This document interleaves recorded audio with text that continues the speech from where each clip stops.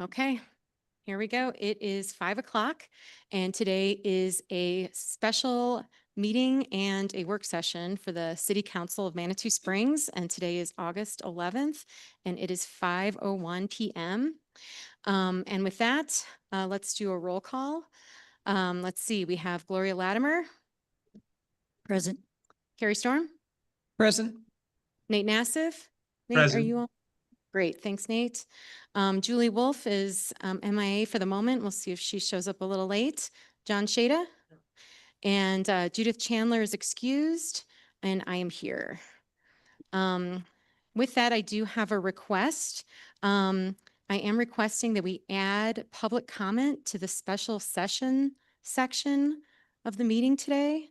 I do believe that folks would like to potentially comment on some of these work session agenda items, but because we typically don't do that, I'm requesting that we do allow that for the special session portion. And I'm just going to look around and see if that's okay. We got a thumbs up. Is that okay with you, Gloria? John, you're okay? Nate, does that work for you? Okay, excellent. Okay, we will add that public comment portion there. Okay. And let's see, Denise, are you online as well? I'm online. Can you hear me? Excellent. Yes. And congratulations on your new grandchild. Thank you. And I'm sorry I can't get the camera to work, but I'm working on it. So thank you. Okay, that's great. And Randy, thank you for filling in tonight. I appreciate it. And first up, we have the Fountain Creek Watershed District in lieu fee program. Excellent. And yeah, if you can just introduce yourself and tell us a little bit about this program. I think it's interesting. Sure thing. And just before you start, it is 5:02 and Julie Wolf has just arrived. Excellent. And Great. with that, please continue. Thank you. Are you able to put my presentation up?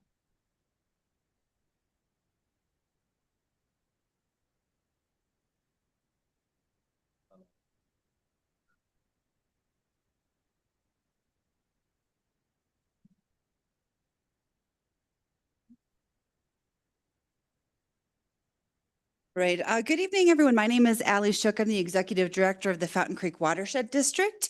I'm here tonight to give you a little bit of an update on kind of what we've been up to here in the last year or so, where we're going forward, and then this new in lieu fee program that I'll be introducing as well. So a little bit about me. I've been at the helm of this watershed district for the last 4 years.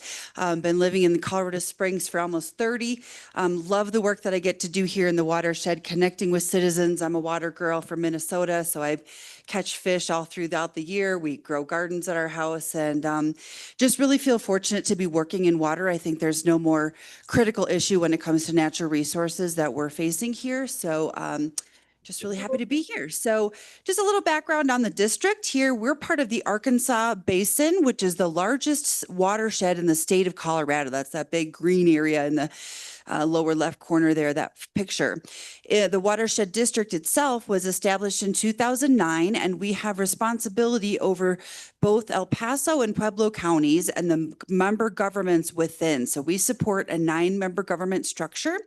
That little blue that looks kind of like a worm in the middle of the watershed image there, that's the area where we have land use authority. So if there's any development occurring within that corridor space, they have to go through our process. So we're really here to bring partners together to improve watershed health and really leverage the very limited resources that we all share while making sure that our member governments receive those benefits. So 4 main pillars of our work, and I'll speak to each one of those real quick. So since 2009, we have invested in $40 million of creek restoration on Fountain Creek. The image on the left is our home watershed. We lovingly refer to it as the chicken tender because it kind of looks like one. And you can see all the little dots on that map. Those are our projects, and you can see they've all been really primarily down in the main stem of Fountain Creek in the lower part of the watershed because we are restricted by the funding that we have. So a couple of things that I've highlighted here throughout the PowerPoint, the items in green are specific to the Manitou Springs community. So in addition to the work we've done on the ground, we've restored thousands of acres of hundreds of acres of riparian habitat for the migratory flyway that is the Fountain Creek, for all the creatures that use it. We've also developed 30 different regional plans, studies, and reports that have been pulled off the shelf and actually utilized. The one specific here to Fountain is called the Upper Fountain Creek Restoration Master Plan, looking segment by segment at Fountain Creek and what could we do to really protect and enhance this resource. So the top two images are restoration projects that were just completed in 25. I'm not sure what happened to my slide there, but you can see the work we do is along those banks. We provide a floodplain. We establish the habitat. And then our next project is the Great Frost Wall, we call that. So this is a 50-foot wall on Fountain Creek that's actively eroding 55,000 tons of sediment a year. So this has been a high priority project for years for us. We're going to be looking at that. We also reached out to you here in Manitou to say, hey, we've got some funding. We'd like to help you with what you're doing. So we're working with Ben specifically on a project where we can come in with some support to help you out with the project that you've got going on here. So I know my team is working on that one, but we want to do what we can. In terms of regional collaboration, we work with anyone and everyone because we are all members of this home watershed. The work that we do is around programming, funding, promotions, and messaging, providing information. We convene 2 technical groups every single month. These meetings are open to the public. The monetary mitigation group decides what happens to that $40 million, the big funding that we have. This past year, we had our first State of the Watershed Summit, and Jillian was able to attend that on behalf of Manitou. We're going to do that again because it was such a valuable event. We're also going to update our 2023 plan and then launch this in lieu fee program, which I'll talk about here in just a minute. Education and stewardship is really critical because these are very technical watershed issues that we face. They're all shared. Water doesn't know the boundary that we put around our cute little communities. It's a shared resource. So we've been out here in Manitou specifically helping you set up that certified pollinator district certification. We had a number of pollinator parties in the summertime. We've worked with the Garden Club, Flying Pig, Blue Planet, and of course, Manitou Elementary. For 10 plus years, every student at Manitou Elementary goes out and does a cleanup during Creek Week. We just love that. We also have Manitou Brewing as one of our Brewshed Alliance partners. And here next week, the 20th, we're actually going to be doing a cleanup. And then the stormwater staff from Manitou will be providing an informational lecture. You get a buck off a beer. What a great way to spend the evening. So please look for those types of events. A couple of things we did this past year, we just launched a brand new Watershed Warriors volunteer program. People say, I want to help. I want to do more. We're allowing that door to open and to help people do what they can. This is a great example of a residential rain garden that we installed. It utilizes roof runoff. You put it in a bowl-shaped garden filled with native plants that help our pollinators. Some of these are edible plants, and they're beautifying neighborhoods one house at a time. Wonderful for stormwater management. We also had our biggest rain barrel sale yet. A rain barrel is a tool that is legal. Some people think they're still not, but 10 years ago they became legal, and people are realizing that's a tool I can use at my house. So we're going to keep expanding on that, the programming and funding that we have.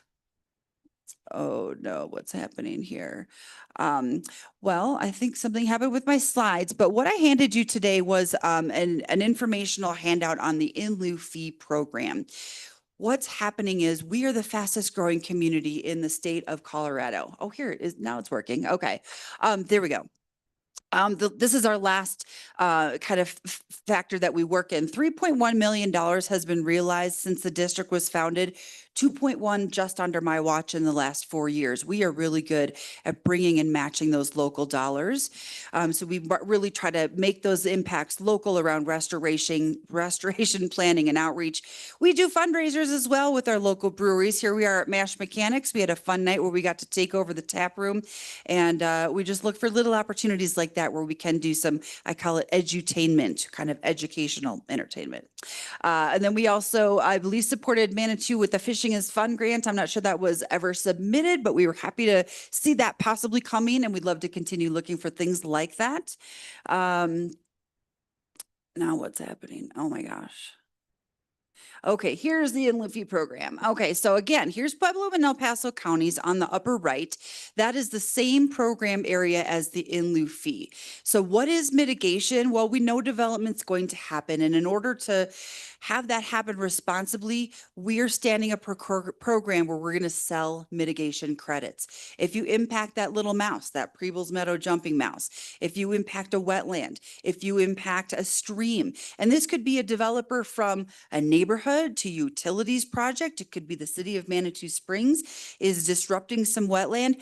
We are here to provide those credits because right now there is no bank to buy from in our entire watershed. So we're losing essential ecosystem services. The Army Corps is the permitting agency. We're not adding another layer to government. We're actually streamlining things and projects. So they're saying if you need that credit, they've been selling credits from way outside the watershed. So again, we're losing all these services. So we're here to stand up this new program. We are going to be doing a workshop if you're interested in learning more. The 29th of October, 2 to 4 p.m. We'll have a lot of information about that coming out, but the workshop is really for practitioners. It's for landowners who might be interested in putting a conservation easement and protecting a wetland in perpetuity on their property. It's for CDOT, who's going to be widening our highways and needing to offset those impacts to the waterways. So we're really excited to be really the only game in town to be sure that development is happening in a responsible manner. Next slide. Looking ahead, I mentioned our strategic plan update. We are going to focus on Jackson Creek, which is a tributary of Monument Creek up north that goes into the USAFA area. Very concerned about some issues that are happening there around erosion. Doing that restoration work, building that cadre of watershed warriors, and continuing to seek funding because we still do not have a sustainable funding source for this district. So we've been very creative, very successful, but boy, do we have a lot of work in front of us. And this is before the next natural disaster. We know it's not a matter of if, but when. And the more resilient we can make this watershed now, the less we're going to be paying in the future. So I'd love to leave you with those images of those kiddos from Manitou Elementary. And I think we just have one last slide. Yeah, there's my team. So when I first started 4 years ago, it was just Allie. And I said, I need to have some people help me with this watershed work. And so we've been able to bring on some folks that are grant funded, a Colorado College student, a couple part-timers, and one other full-time. So we're here to help. We're here to listen. We want to be partners in this big watershed health stuff that we keep talking about. So here to open a door and happy to answer any questions you all may have. All right. Thank you, Allie. Do we have any questions regarding her presentation? Looks like Carrie, go ahead. No, I just have a comment. You've done a good job with education, and I went out and got my first 2 water barrels from your rain barrel sale. Yep. And I'm amazed at how much water comes off my roof. I'm just amazed. I have like 8 horse trough garden, and I'm keeping You it go all through up it. with that water. It's amazing. So that was a good job on that. Thank you. Good. Yeah, it's fun to see that realization too for you as the homeowner to say, Yeah, hey, just this crazy. is something that is working. Yeah. Yeah, great. Thank you. Okay, looks like Nate's good. Everybody else all set? Okay. Okay, Thank you so much. excellent. Thank you very much. All right. Next up, we have the Plan Sign Program Permit, PSP 2601, Highway 24 Manitou Springs sign. And Fred, would you like to introduce this or? Okay, excellent. Thank you.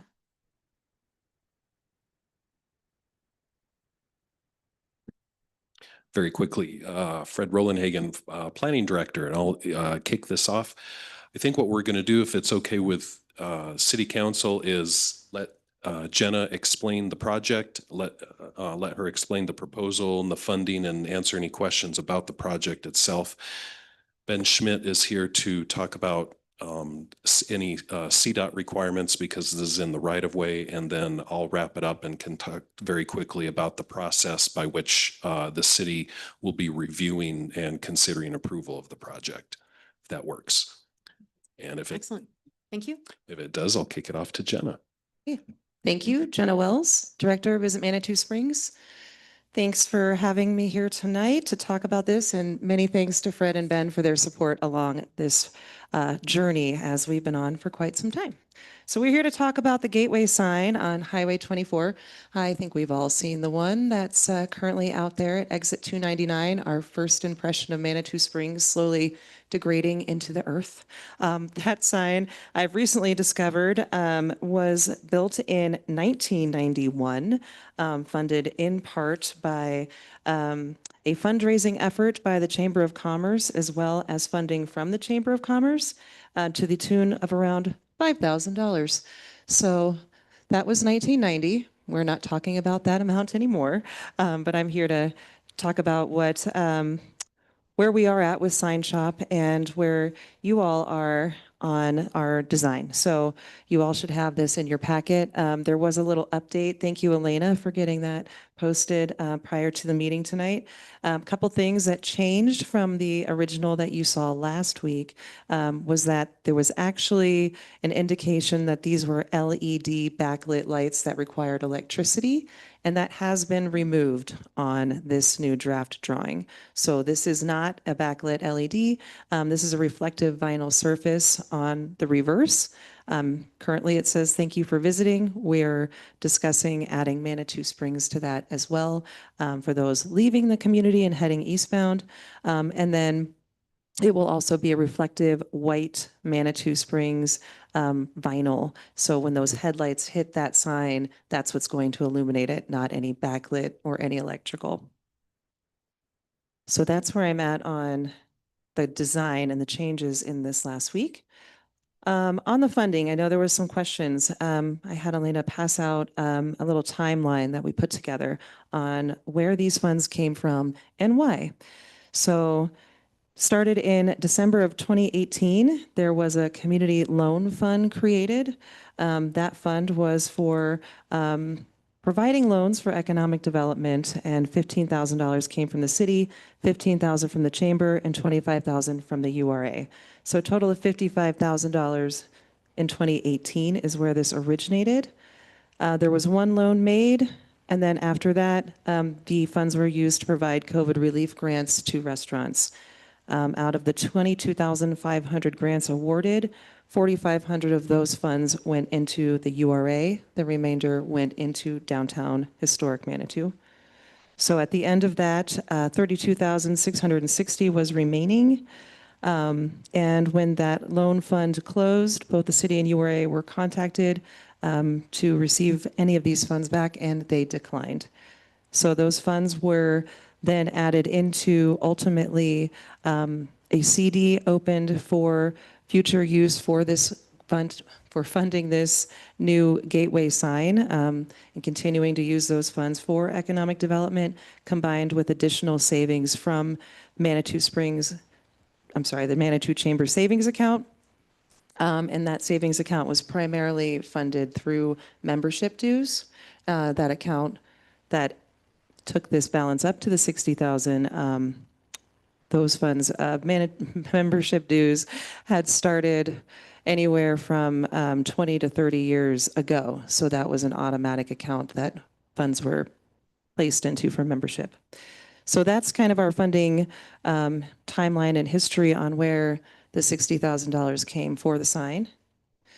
And if we go into the quote itself, this was also updated since last week to remove any electrical installation and also to add the reverse vinyl reflective surface for "Thank you for visiting Manitou."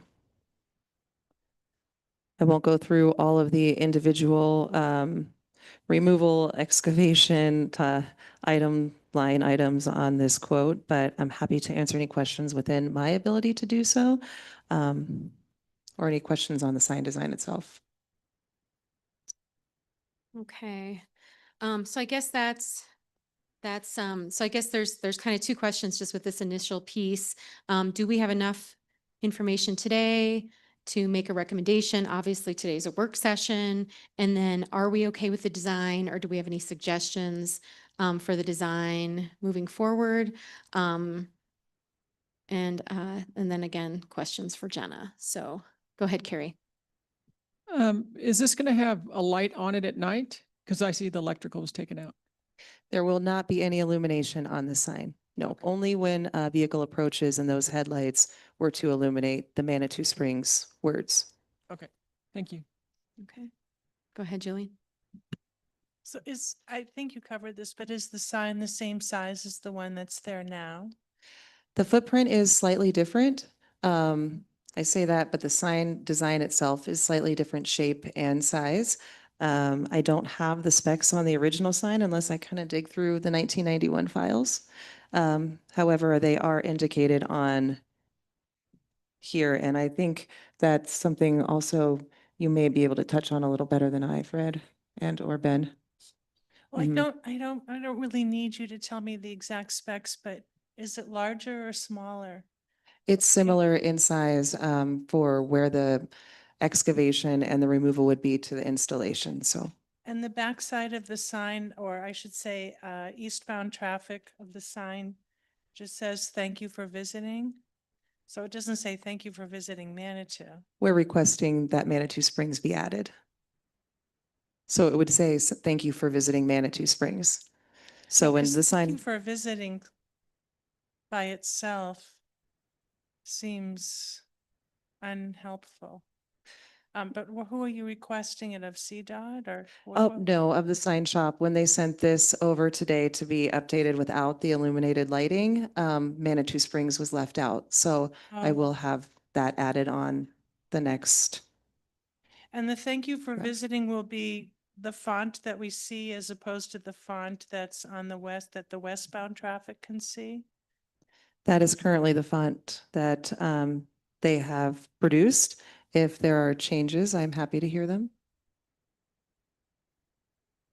Oh, I don't well, for consistency, I would think you'd want the font to be the same, to have that squirrely look that you can see on the westbound side, I would imagine.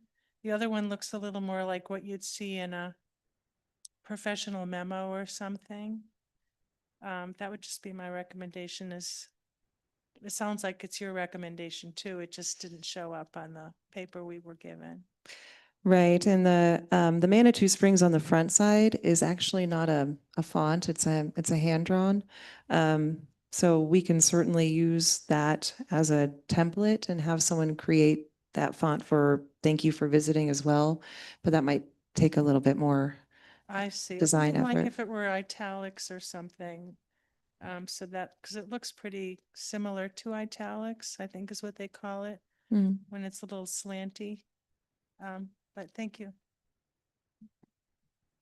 Okay. Let's see, Gloria just turned on her light first. Is that okay, John?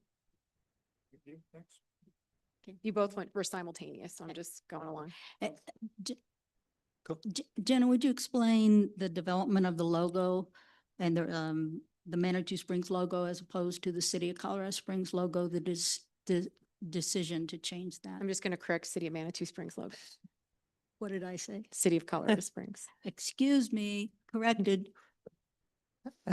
Yes, certainly I had kind of intended to touch on that as well. Did a little research on other Colorado communities, and most of our destination marketing organizations, such as Visit Manitou Springs, is using their branding to welcome visitors.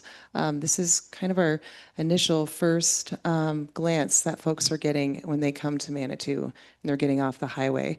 So for us using this branding, it's fun, it's playful, it's colorful. It kind of gives you that feeling that you're going to have this experience and this memorable moment when you come into Manitou.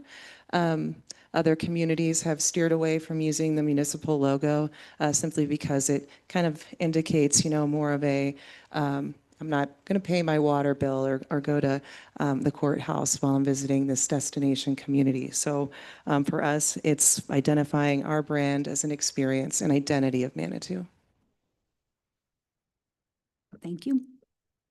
Okay, John, go ahead. So the thank you for visiting will be visible when you're getting off at exit 299 heading eastbound. I suppose if you were heading eastbound, it would be off to your left. I don't know that people would be necessarily looking in that direction when they're turning right to get off, but I do see your point. So who is reading, thank you for visiting Manitou Springs? Well, those driving eastbound that aren't necessarily turning right to get off the highway, but continuing towards Colorado Springs. So, but so is this proposed sign to go exactly where the other sign is? Very closely, yes. Okay, so when I look on just basically driving down the highway, and I noticed this when I was doing it, but I think when you look on just something like Google Street View, when you're approaching exit 229, off to your left, you see, thank you for visiting. I'm just confused about if you're at that point, you're not leaving Manitou Springs. In fact, at that point, you could be getting off on 299 and entering Manitou Springs. So actually, I'm wondering why the signage isn't the same on both sides.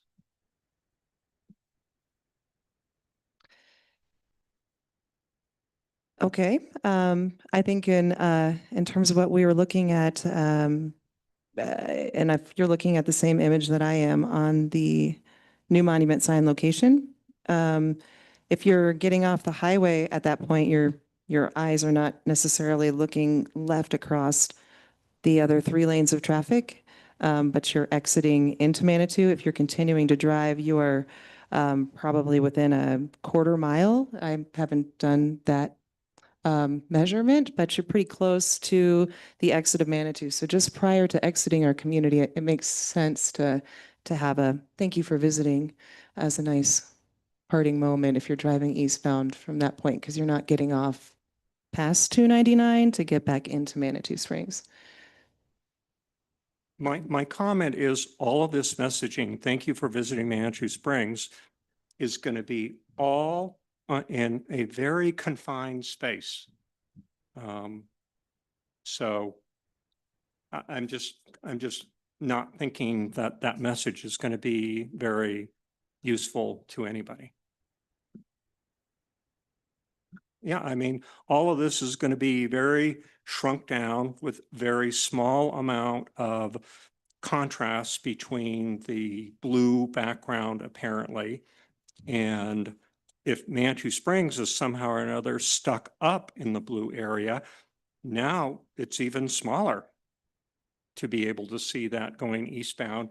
And apparently, I guess the intent is this message is really only for people who are not exiting on 229, but are going through traffic, right?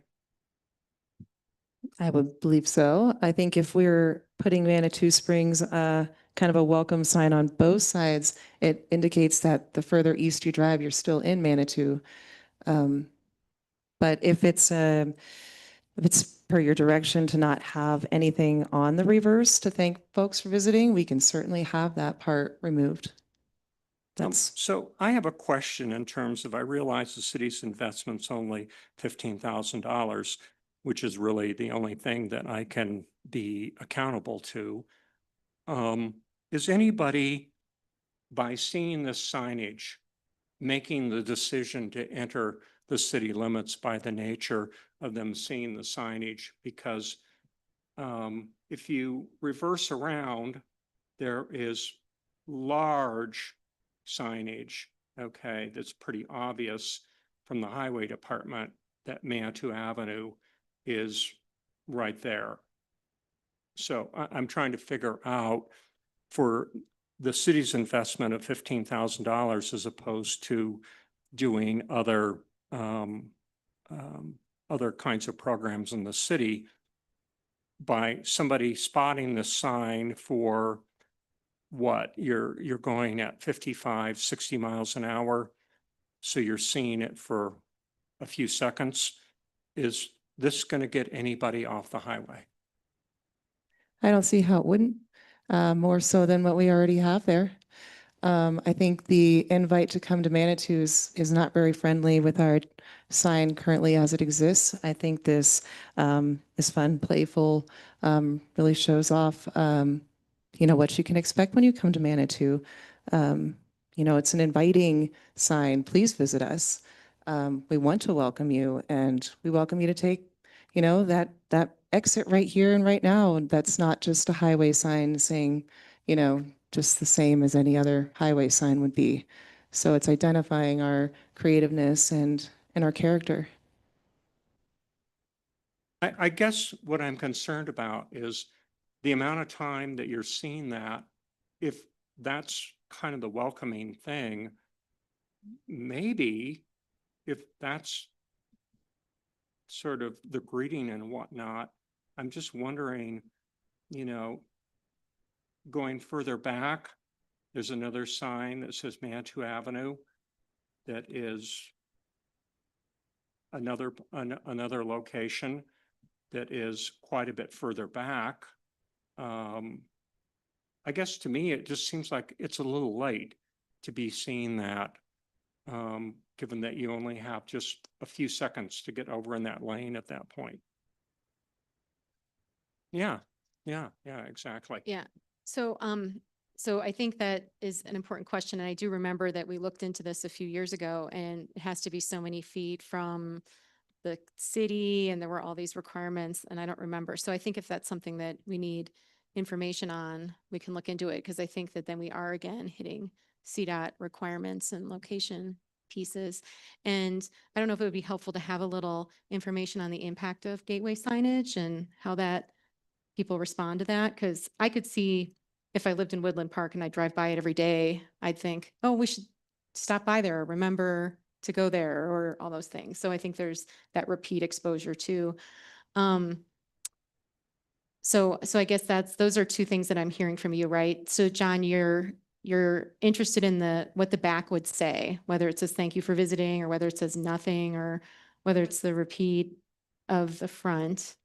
And then again, what is the impact of a gateway sign? And then is there potentially a better location, since we're looking at this fresh? Are those the three? Yeah, Okay. exactly. I think it seems like to me, there's an awful lot of sign clutter there in terms of this happening. I think, hasn't that obsolete car museum sign, isn't that gone now? Or is that still there, omnipresent? I can't remember. I know one of the letters fell off, seemed like in the last year or something. Did they take that down when that got re-roofed? Yeah. The other thing that I'm curious about, and maybe Ben can talk about it or whatever, but it seems like to me that state regulations do not allow logos from visitor bureaus and chamber of commerces to be on state property. Can somebody illuminate those regulations? Because that appears to be what state regulations say. Oh, yeah. So should we Ben, do you just want to present on CDOT when you're coming up too as well? Yeah, I can run. You're through our that. CDOT guy? All right. Yeah, sounds good. Happy to address that. So during this process, when we had initially engaged and talked about what the process was, is basically we have to go through what's called a special use permit, the same thing that we discussed when we were talking about art in the public right of way. Anytime there's art or signage or anything, it needs to meet those CDOT requirements and be governed under what's called a special use permit. So when we submit for the special use permit for a sign like this, CDOT reviews it against the sign guidelines criteria, which is a publicly accessible criteria that they look at. CDOT was very generous to pre-review this before we ever submitted a special use permit to make sure that the design that Jenna had put together was compliant with all the standards. So everything that you see in front of you right now has been pre-reviewed, and CDOT did say that this was compliant. Things that are unique are like the cursive, but that's allowed. It's just a different setup that would be kind of unique to Manitou, but it is allowed. So as far as the physical sign goes and the presentation, that can all be likely approved by CSU through the permit. The location is a little bit of a different story. So when you look at the sign location, we have to factor in what's called the clear zone. Basically, if an errant vehicle goes off the roadway, we want to make sure we're not putting in a barrier that causes more damage to the vehicle. So when we're looking at the clear zone of this meets the typical requirements in its current location. The only challenge is that this has become kind of an unofficial turnoff, which meets no geometric requirements. If you look at the pull off there, folks pull off pretty frequently. And so that's where the gray area comes in the clear zone. The way we can clearly fix that is to move the sign to a location that is behind guardrail. So either forward towards the exit or further back towards the exit, or guardrail can be installed there, or we can work with CDOT to see what we could do to minimize that as an unofficial pull off. So in its current location, it's probably in a pretty good spot. But if we talk about moving locations, we just want to make sure we meet those clear zone requirements.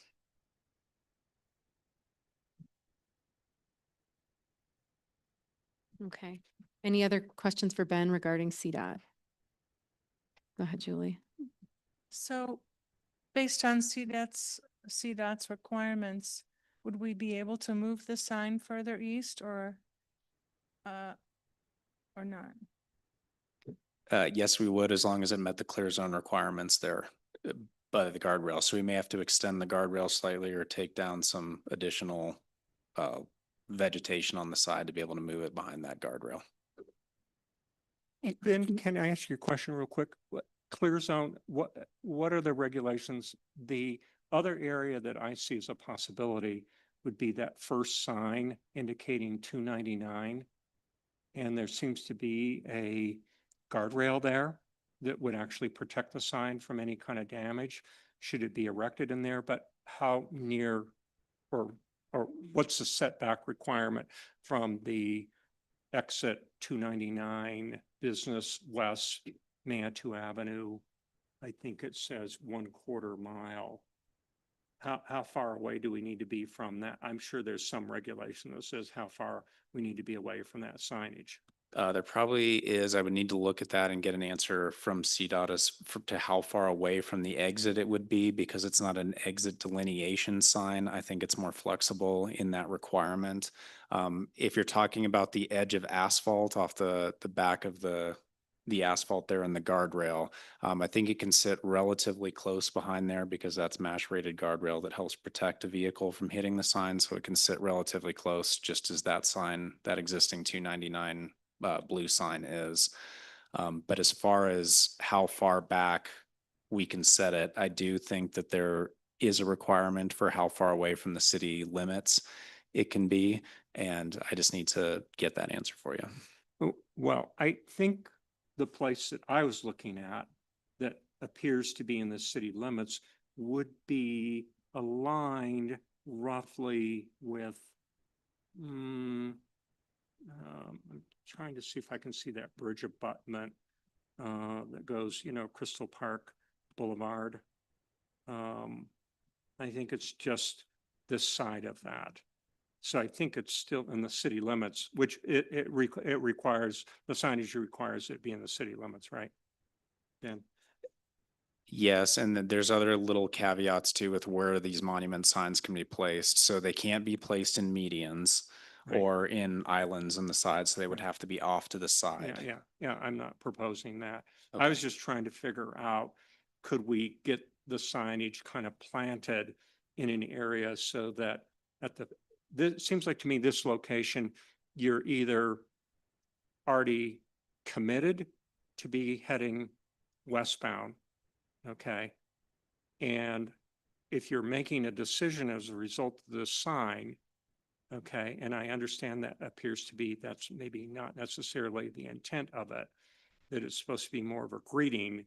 I was just trying to figure out whether we were getting kind of a little more bang for our buck of kind of announcing our presence a little earlier, since it seems like we don't actually have any signage that says that you're about ready to arrive in Manitou Springs. Instead, all the signage that's there coincidentally only talks about the street, business exit 299, Business West. And I'm just looking on Google Street View right now to remind myself, because I wasn't going to get up there and try and photograph things.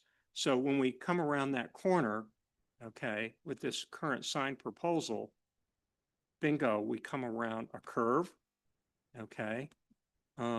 We arrive at a sign that is rather kind of generic. Isn't this one of these crazy signs that they change? Oh, it just says info exit 299. It seems like a few years ago that had some AM radio frequency or something. And then I think the state got with it and realized nobody's listening to AM radio anymore. So we come around a bend, and then right away, our line of sight is that pullover, that sign, and an exit. So I was just asking, as long as we're investing in this sign, maybe it should go back a bit. And it seems to be really far set back on the right-hand side, which is almost kind of taking your line of sight off of what's about ready to happen here, of cars getting off that exit in the whole 9 yards and a pullover and everything else. I was just questioning whether there's a better site location for it. Okay. Jenna, do you have any feeling one way or another on looking at a location that's a little further east? Was that something that you even really discussed as? Okay. Not necessarily. I think what makes sense with a sign, a monument sign like this, that is striking in color, and excites people, they're going to want to take the photo. I think we've all been those folks like pulling over to take the picture, welcome to. So I think safety would be a concern, and I would defer to Ben ultimately and where things would lay on really what is feasible. So. Yep. I don't know, do you have any? Oh, and sorry, I was able to find Councilmember Schrader's answer to the separation. So thank you for, well, I was looking at the same time. That's a 1/4 mile. The sign shall be located within a 1/4 mile of the entity's boundary, and the first intersection / interchange encountered after passing the sign must lead to that entity. So I think we have some flexibility to move that further east pretty far behind the guardrail and meet those clear zone requirements. It seems to be right now very, very close to that exit sign, right? I mean, they're very close together. So there's one other one that's like that, that's in a rather large clearing and pod. And I did look on satellite view, and that is exactly as I suspected, just a few, I don't know, maybe 100 feet from where Crystal Hills Boulevard goes underneath the interstate, and there's a pretty wide spot there. Okay. Julie, I noticed you have your light on. Do you want? to Oh, I say just anything? wanted to see if perhaps Ben could get back to us. Maybe it's not necessary now that you've discovered the answer, but for us to have more information on our options in terms of location. And once the location is identified, then perhaps we can decide if it makes sense for both sides to say Manitou Springs, or if there's any purpose in having thank you for visiting Manitou Springs, where it's hard to read unless you've got binoculars. We don't know anything about the size of the font, and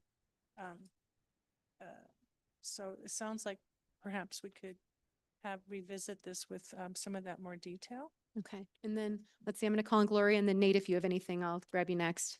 Okay. Go ahead, Gloria. Jenna, could you also find out the additional cost if the sign is removed or the sign is moved? Because wouldn't you have to pay for the cost of the demolition of the foundation and so forth? So that might be an added cost. And if it stays where it is, I like John's idea of printing on both sides. I mean, most people coming down the pass, probably they have opportunity to get off at Serpentine or Sunshine. So it might be their last chance to. So I think maybe having something on the backside, if it stays where it is, if it moves, then it loses its impact on that. Yeah, and I think That's all I have. Thank you, Gloria. I think the question would be if it's going in a completely different location, do we remove the, removal of the existing sign by the sign shop if they are not going to be installing in the same location? So that may change this quote, and we may need to get an additional quote for just the removal of the existing sign. And this is probably a question for the future, but if it had to be, if a decision was made to move the sign, the installation or the demolition, would that be a city issue? And is that a public works issue, or would we contract that out? And so that's another conversation. Yeah, I don't think the city's involved in the install or demolition at all. So No, currently it's the sign shop that would do the demolition, excavation, and the full install. Okay, so that could add cost to this. Yeah. Okay, thank you. hey, Nate, do you have anything to add over there? You're good? Okay. Julie, did you have anything? Okay. Yeah, I just like to say that I would like us to look at doing something different on the back. I was just thinking of the fact that, the people that live here are probably gonna be the ones that see it the most, and we're not visiting. So, if there's something that's more, I don't know what that would be, but, thank you for, I don't know what that would look like, but I understand that, request for both sides, and it might just take care of that to look at different. And I have one more Yeah, go question. ahead. Are we allowed to have an arrow in the regs? Or is it just the greeting? I would imagine that that's probably, Sorry, I'm running through the whole table of the sign code. Thank you for your patience. And, or again, this is something, the- or this is even the like work next session, exit, right? or I don't know, something that's a little more Yeah. But we prod, can- something, some more action or something like that, as opposed to just branding, identifying, Mayor, or welcoming, as Denise has her we hand talked up. about earlier. Sorry, Denise Denise? has Oh, her hand great. up. Okay. And was that what you were going to say too? Or no, you have a different thing? Okay. Denise, go ahead. Yeah, I was gonna say, instead of asking Ben to do that right at the moment and being able to read it, I think just ask those questions and then he'll come back prepared with all the details. Thank you, Denise. And go ahead, Carrie. I just want to speak in support of the design. I think it's fun. I think it's colorful. I think it'll draw people in. I really like it. And Thank thanks- you. Thanks Great. for, You're just good straight up. Great. Yeah. Thank you, Carrie. thanks for delineating the cost too. That's very helpful. And just a side note on the cost, if you all would like to look at doing the same design on both sides, that's going to drive up the cost, in verbal conversations with the sign shop that is likely going to take us far out of budget. So I think coming up with something, whether that's words, whether that's an arrow, whether that's whatever your direction would be on the reverse sign. I think going with the vinyl, even if it doesn't say thank you for visiting Manitou Springs, what does that look like for all of you, and provide a little direction would be really helpful for us. Okay, so we've got some things to consider. So potentially a different location, maybe a little further east. The idea of what the back could look like, whether it's a repeat of the front, but then raising additional funds or some different messaging. Do we need information on the impact of gateway signage in general? Or are we okay? I think we're okay. Okay. And then again, cost. We have to just keep considering cost. And then can we potentially add an arrow? I think that's all I have at this point. Is that enough for us to move forward? Okay. All right. Fred, do you want to just go through the checklist, which I think will be pretty quick, of your work on this? Yes, just very quick. And just to describe the process by which we review this, most signs need to be on site or they need to be on private property. Generally, the sign code does not allow signs in public right of way, but we do have flexibility through the section called a planned sign program.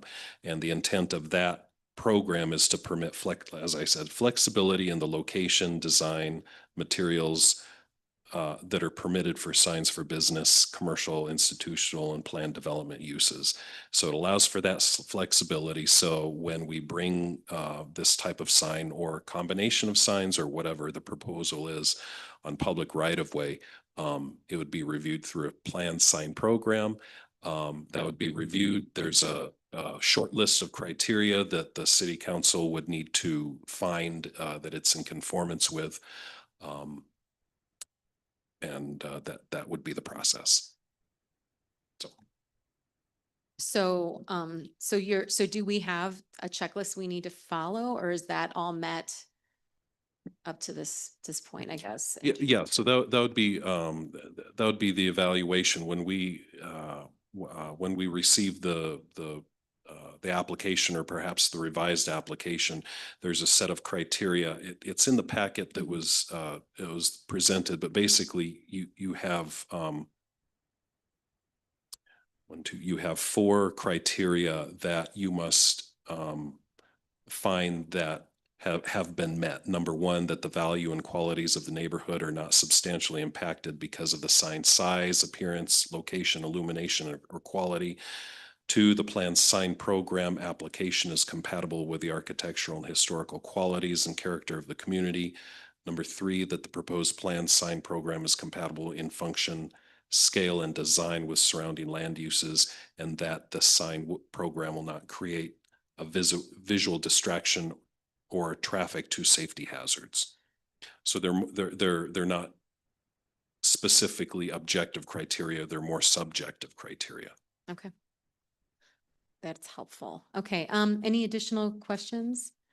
All good? Okay, excellent. Thank you, everyone, for working on this. I do feel like these are manageable requests, so I think we can move forward so that we are not waiting another 10 years on this one. So let's We've get it already done. waited 30, right? So yeah, Mhm. thank you all for your time and consideration. Excellent. Yeah, thank you for your work on it so far. Oh, sorry, go ahead, John. You know, it seems like to me, as long as we're doing this kind of thing, should we also be considering some kind of signage that is prior to the Cave of the Winds exit that is actually for eastbound people?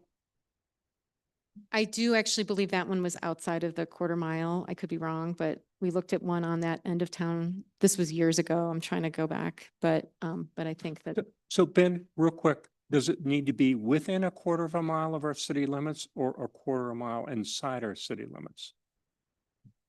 Do you remember? So this is where I'll make sure I get But, yeah, explicit right. determination from what CDOT requires, but it says signs shall be located within a quarter mile of the entity's boundary. So it sounds like to me, it could be a quarter of a mile outside of us. That's the way I read that, but I want to get interpretation of okay. that from Well, CDOT. the reason why and looking at the area on westbound, it seems like to me, well, within that quarter of a mile, there's actually some very good sites that would announce us very nicely. So I'm just asking whether that's something that we want to just entertain as a, signage plan for the Yeah. community. Thank No, I you. think that's a good idea. Okay. All right. Excellent. Okay. Thank you.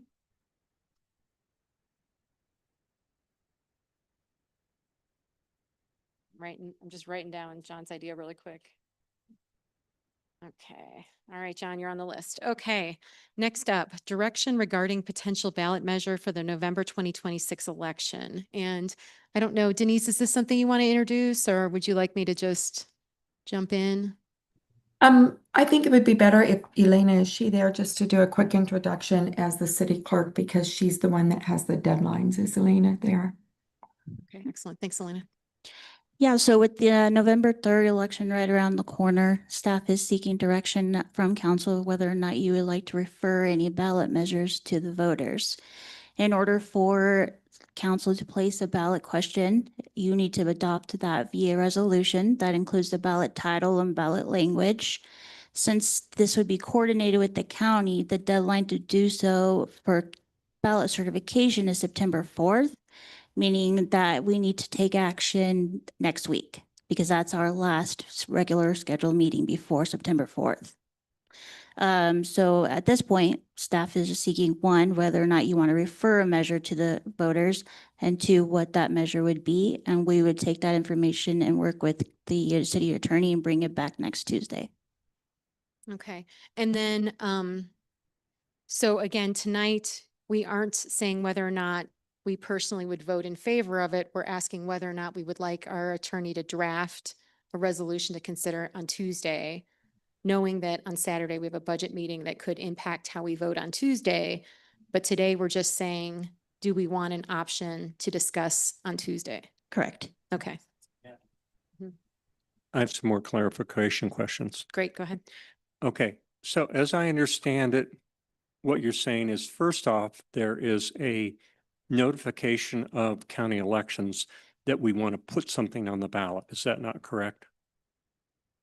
There is an intent to participate. That was July 24th. That's just a written admin notice. I've already provided that to the county. If we want to actually participate in the election and have a question on the ballot, we need to certify that ballot content by September 4th. Okay, so we have already reserved that, right? So we've already made it through that one hoop, Yeah. right? Okay, and we have to certify it by the county by the 4th. And I understand we only have one regular meeting scheduled, but we could schedule a special meeting to meet the September 4th deadline. Is that not correct? That's correct. Okay, I'm just trying to find out procedurally. Okay, thank you. Just as a note, though, I would ask that if we do schedule a meeting, it's the last Tuesday of August, only because I need at least 3 to 4 days to get a Spanish translator to translate the ballot language. Oh, okay. So that also, we need to do that as well as a part of that submittal on the on the 4th. Correct. Okay, thank you. That's important to know.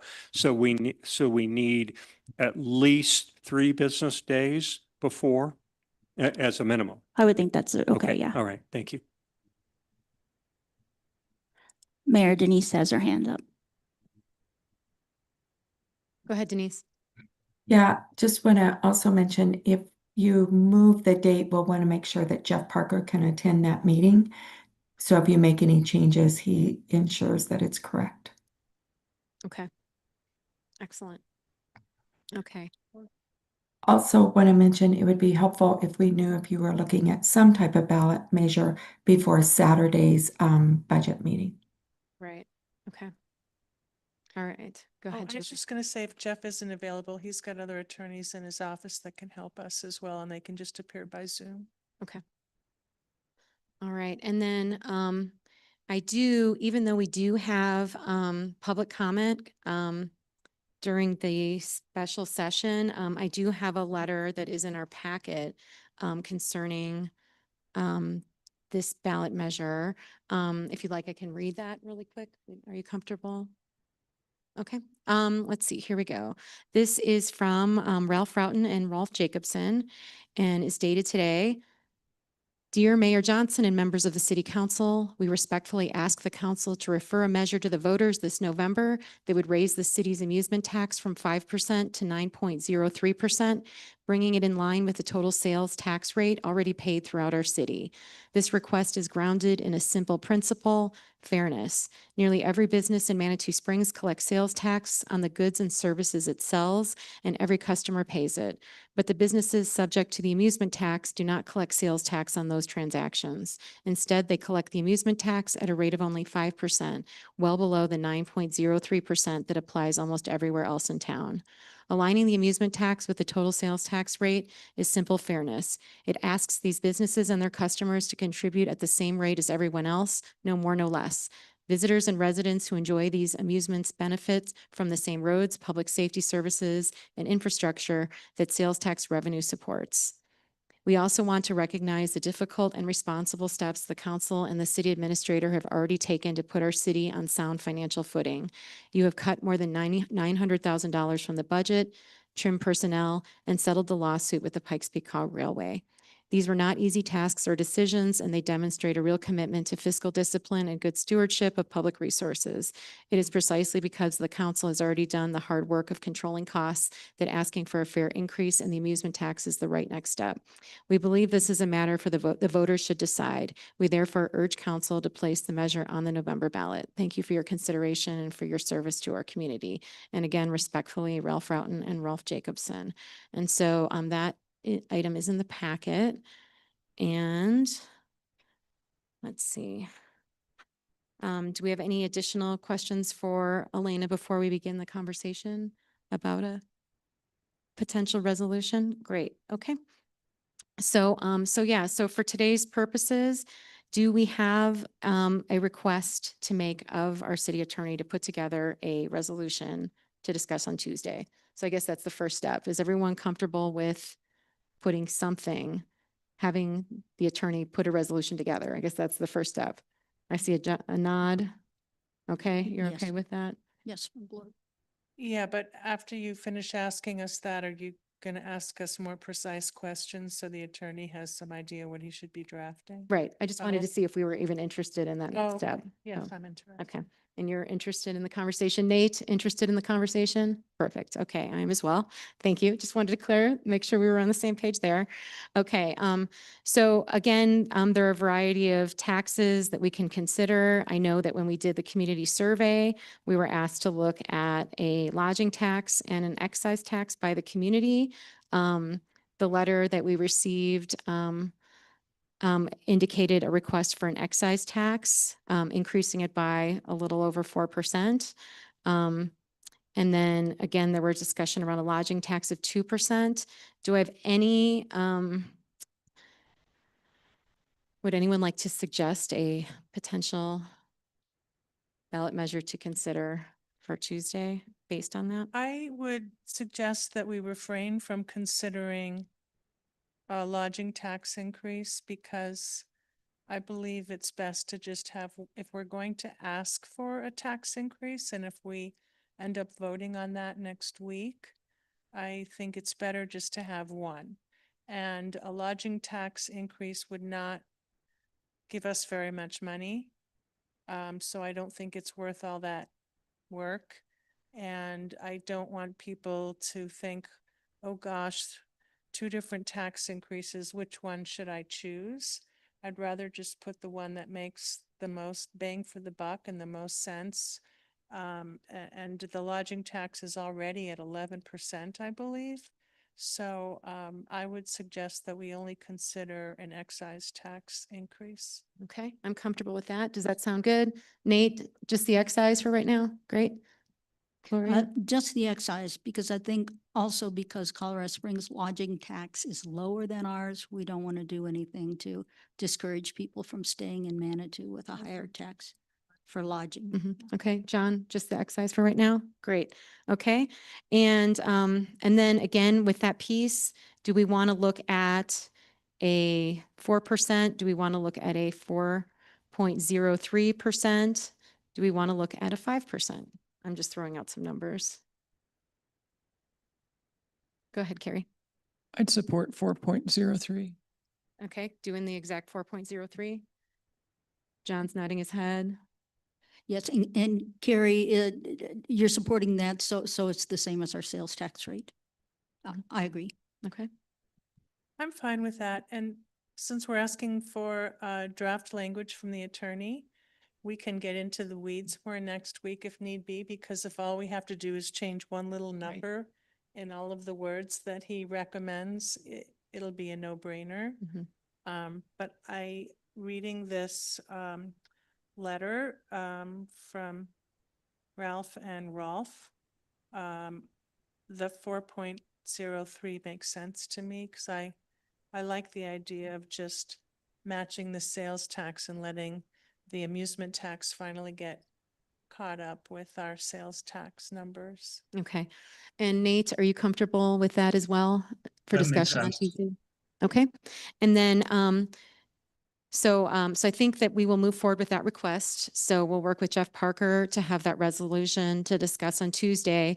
And then again, when we meet on Saturday, we'll have an opportunity to discuss this in greater detail and also sort of look at the financial impact of an excise tax of an increase of 4.03%. So all good?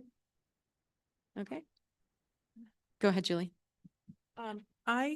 Before we move on to the next item, I propose that we take a brief recess because I have a proposal I would like to hand out to the other council members here, which I think has been emailed in advance to Nate so that he wouldn't be left out, which is a hybrid of what was originally proposed by John Shada that was in our packet and what was proposed by Denise, and kind of taking the best of, in my opinion, the best of both worlds. But I'd like people to have an opportunity to sit down and read that for a few minutes, because I myself have difficulty Mhm. listening and reading at the same time.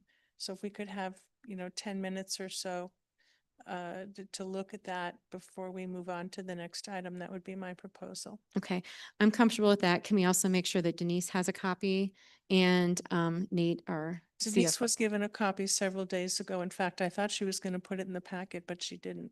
Okay, so Denise has a copy. Nate, we'll make sure Nate has a copy as well to look at. Nate, Nate, our CFO. oh, I brought one Great. for this Nate, and the other Nate got one through email. Okay, excellent. So we will, let's see, at 6:06, we'll get back together around 6:15. And then just so you know, Julie, before you arrived, we did add public comment to the special session. So there will be one item before we get to the budget meeting agenda. Okay? All right, so we'll just take a 10-minute break.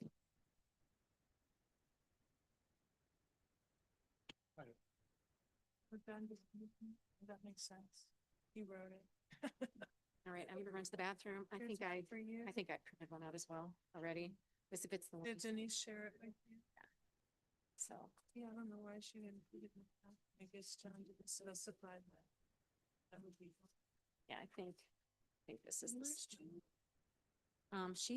She's probably hanging out at a pool in Breckenridge or something. She's out of town. Yeah, I think you've seen this. I did. I just, for Yeah, the she was just purposes saying- of the conversation. There's a little bit of wording change. Okay, It's not major. okay. You sure you don't want a hard copy? I'm just making sure that anybody else will be.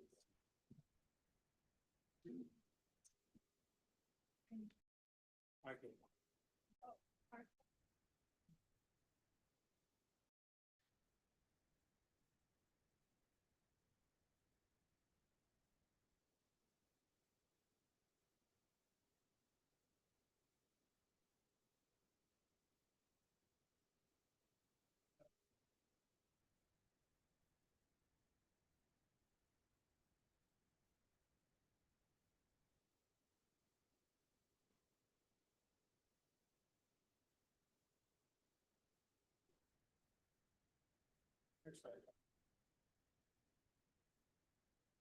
Yeah, I think you've met your own.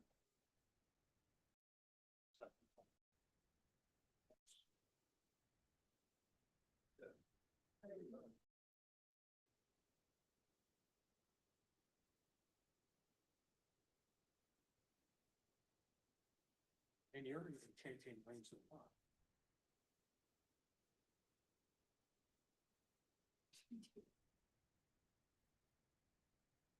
Oh, I don't want to remember this either. It's like a really, that's a really nice. And it's even scarier. Oh. I mean, it's one thing, it's a one thing, but no, you're going, you're have a lower all accelerate and you're on a corner. It's really good.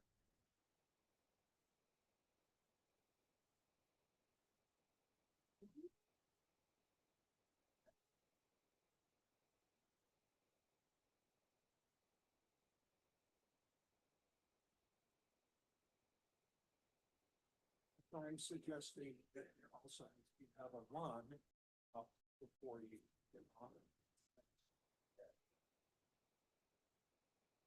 Goes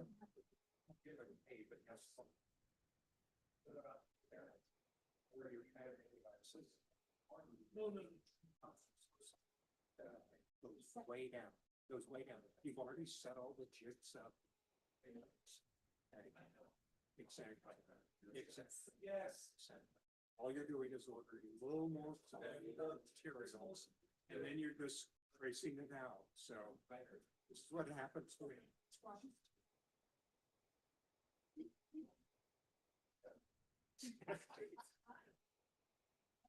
And I got in.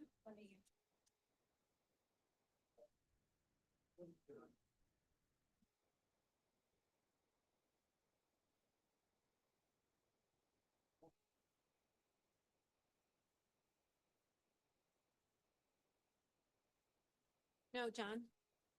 The reason.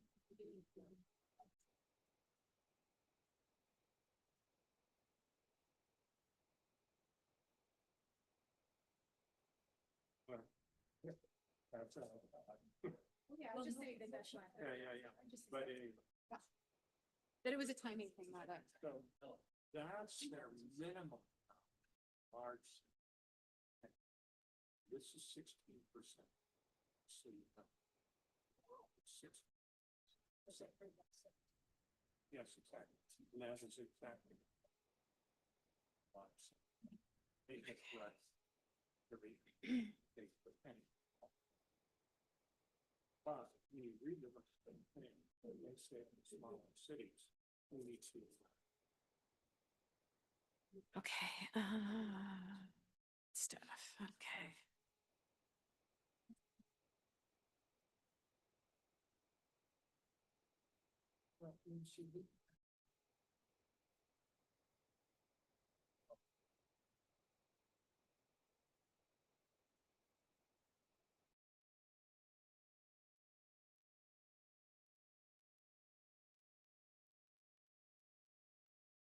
Okay, government, we go, what is this? I'm so sorry.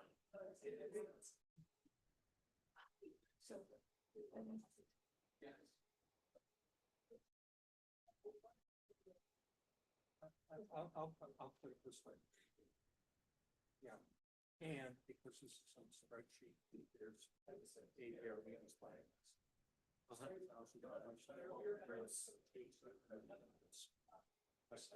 It's all the way down.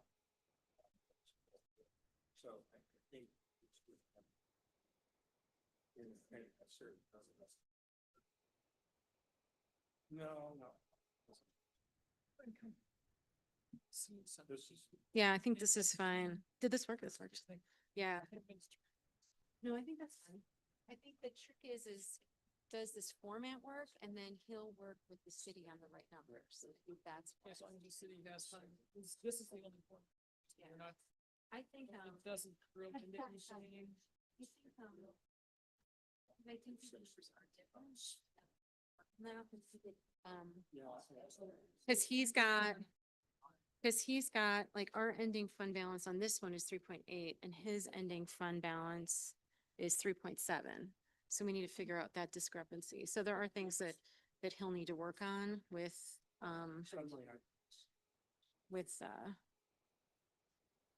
Nate, but if this, But again, you have to come to agreement on where, correct, so that's not. right, Until. That.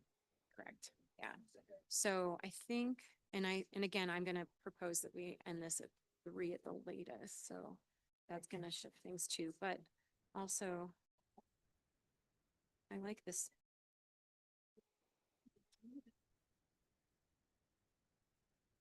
9 to 10 morning financial reality. So he has a starting at 8 a.m. instead of 9 a.m., which is okay with me. But I don't know if we'll, depends on everybody. Julie's the one that usually has a hard time getting up.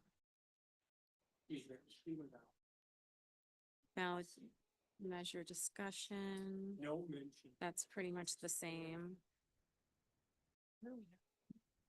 Just here. It's too hard to, oh, yeah, just here. No. It's the next one we have to see.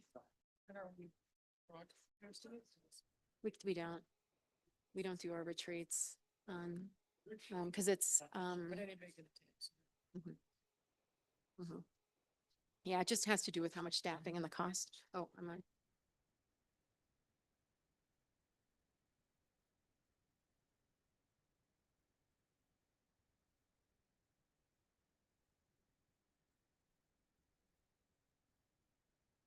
Okay, let's gather round.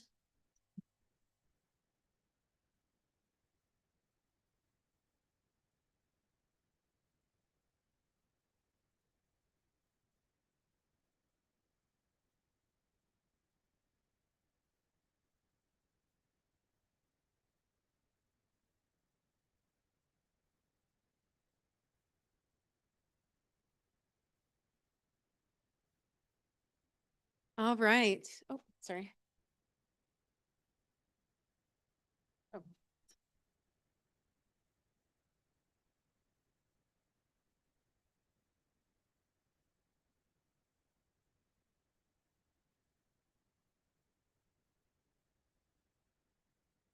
Yes, yes. And is it public comment on what is?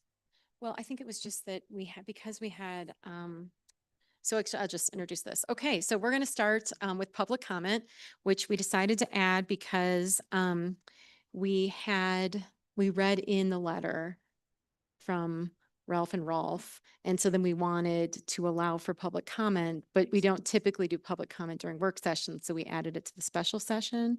So right now we are opening the floor for public comment. If anyone would like to come up and share anything, 3 minutes, we typically don't respond. Do we have anyone that would like to take advantage of Specifically that? regarding, It can be regarding anything. However, I assume it would be one of the budget or one of the agenda items okay. discussed during the work session.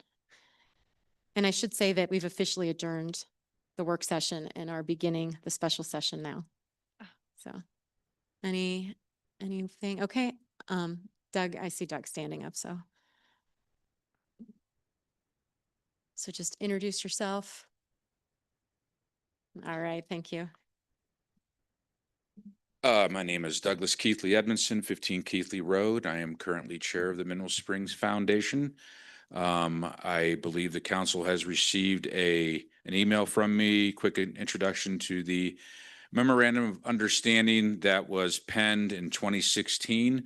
My predecessor, a gentleman named Dave Wolverton, did a lot of great things for the Mineral Springs Foundation. And when Sunwater Spa was developed, they had the intuition to not only deal with the redrilling and the contract with the Sunwater Spa, but also to pen the memorandum of understanding that at that point in time then created a relationship with the city of Manitou Springs and the Mineral Springs Foundation that wasn't there before.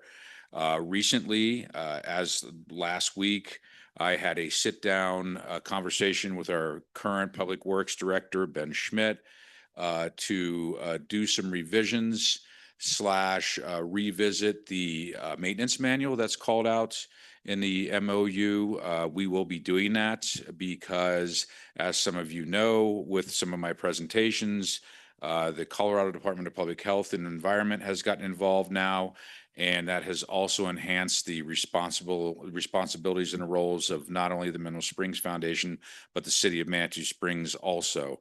I have concerns about some of the budget issues that have been raised. I will speak more to them, but I would just want you to keep in mind that the Mineral Springs Foundation is here to be of service to the city of Manitou Springs. We cannot provide the operating licensing and certification that the city of Manitou Springs does, that is called out in the MOU and has been identified and registered with the state of Colorado by CDPHE. So that responsibility is sort of rock solid. And please keep that in mind. There's no, if you want to move money around, you want to do stuff like that, That's a slippery slope. I really don't see where that would work, but the responsibilities and the roles of the Mineral Springs Foundation, the city of Manitou Springs, have been crystallized by the involvement of the Colorado Department of Public Health and Environment. Now, we are in a really good spot at this time because of these mandates that were issued by CDPHE and the regulations that we had to adhere to. We've had to make considerable mechanical updates to the springs, as you know. It's been very expensive. It's been very extensive. And now we're actually in a really good spot. We are getting ready to, by the end of October, bring our certification up to date. And the CDPHE is going to be giving us a 5-year window or reprieve where they will not be doing any inspections. But that doesn't mean that we can just walk away and leave the springs. And they need constant care.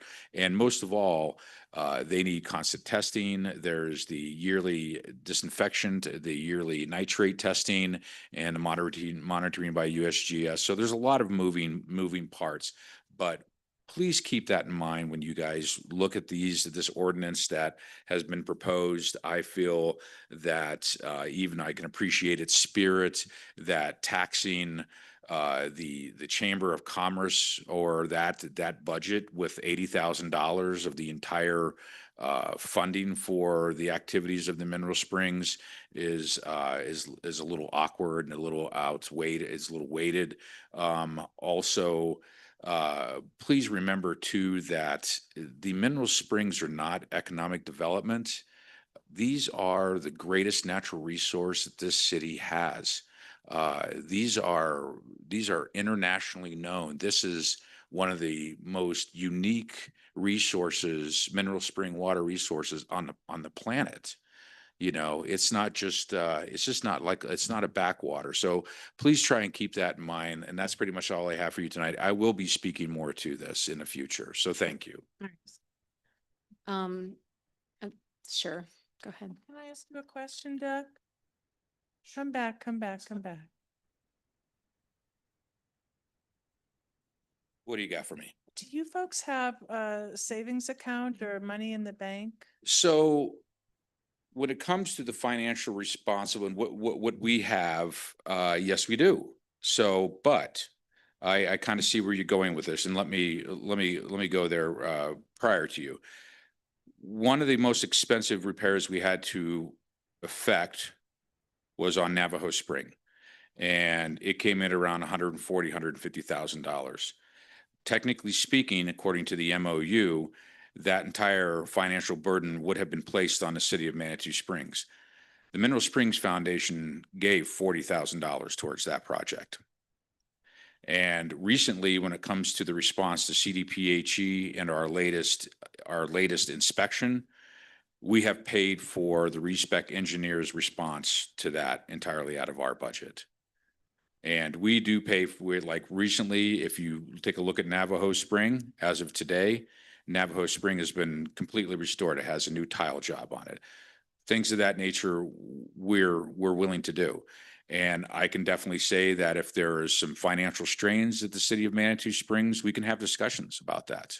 So what is the amount in your bank account? I Do you know? don't know if I'm at liberty to Email, yeah, I was gonna discuss that. say, we can. Or you can let us email, know if yeah. you let us know before. I can let you know that some of those funds are also restricted.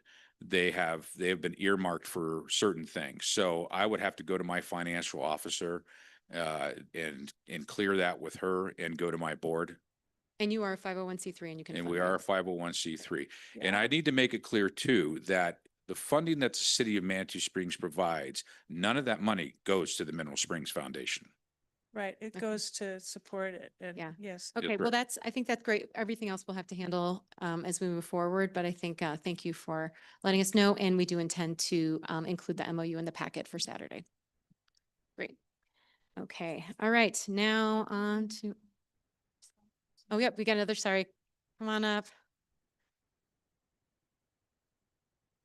All right, and I gave Doug a ton of time, so if you can keep it short and sweet.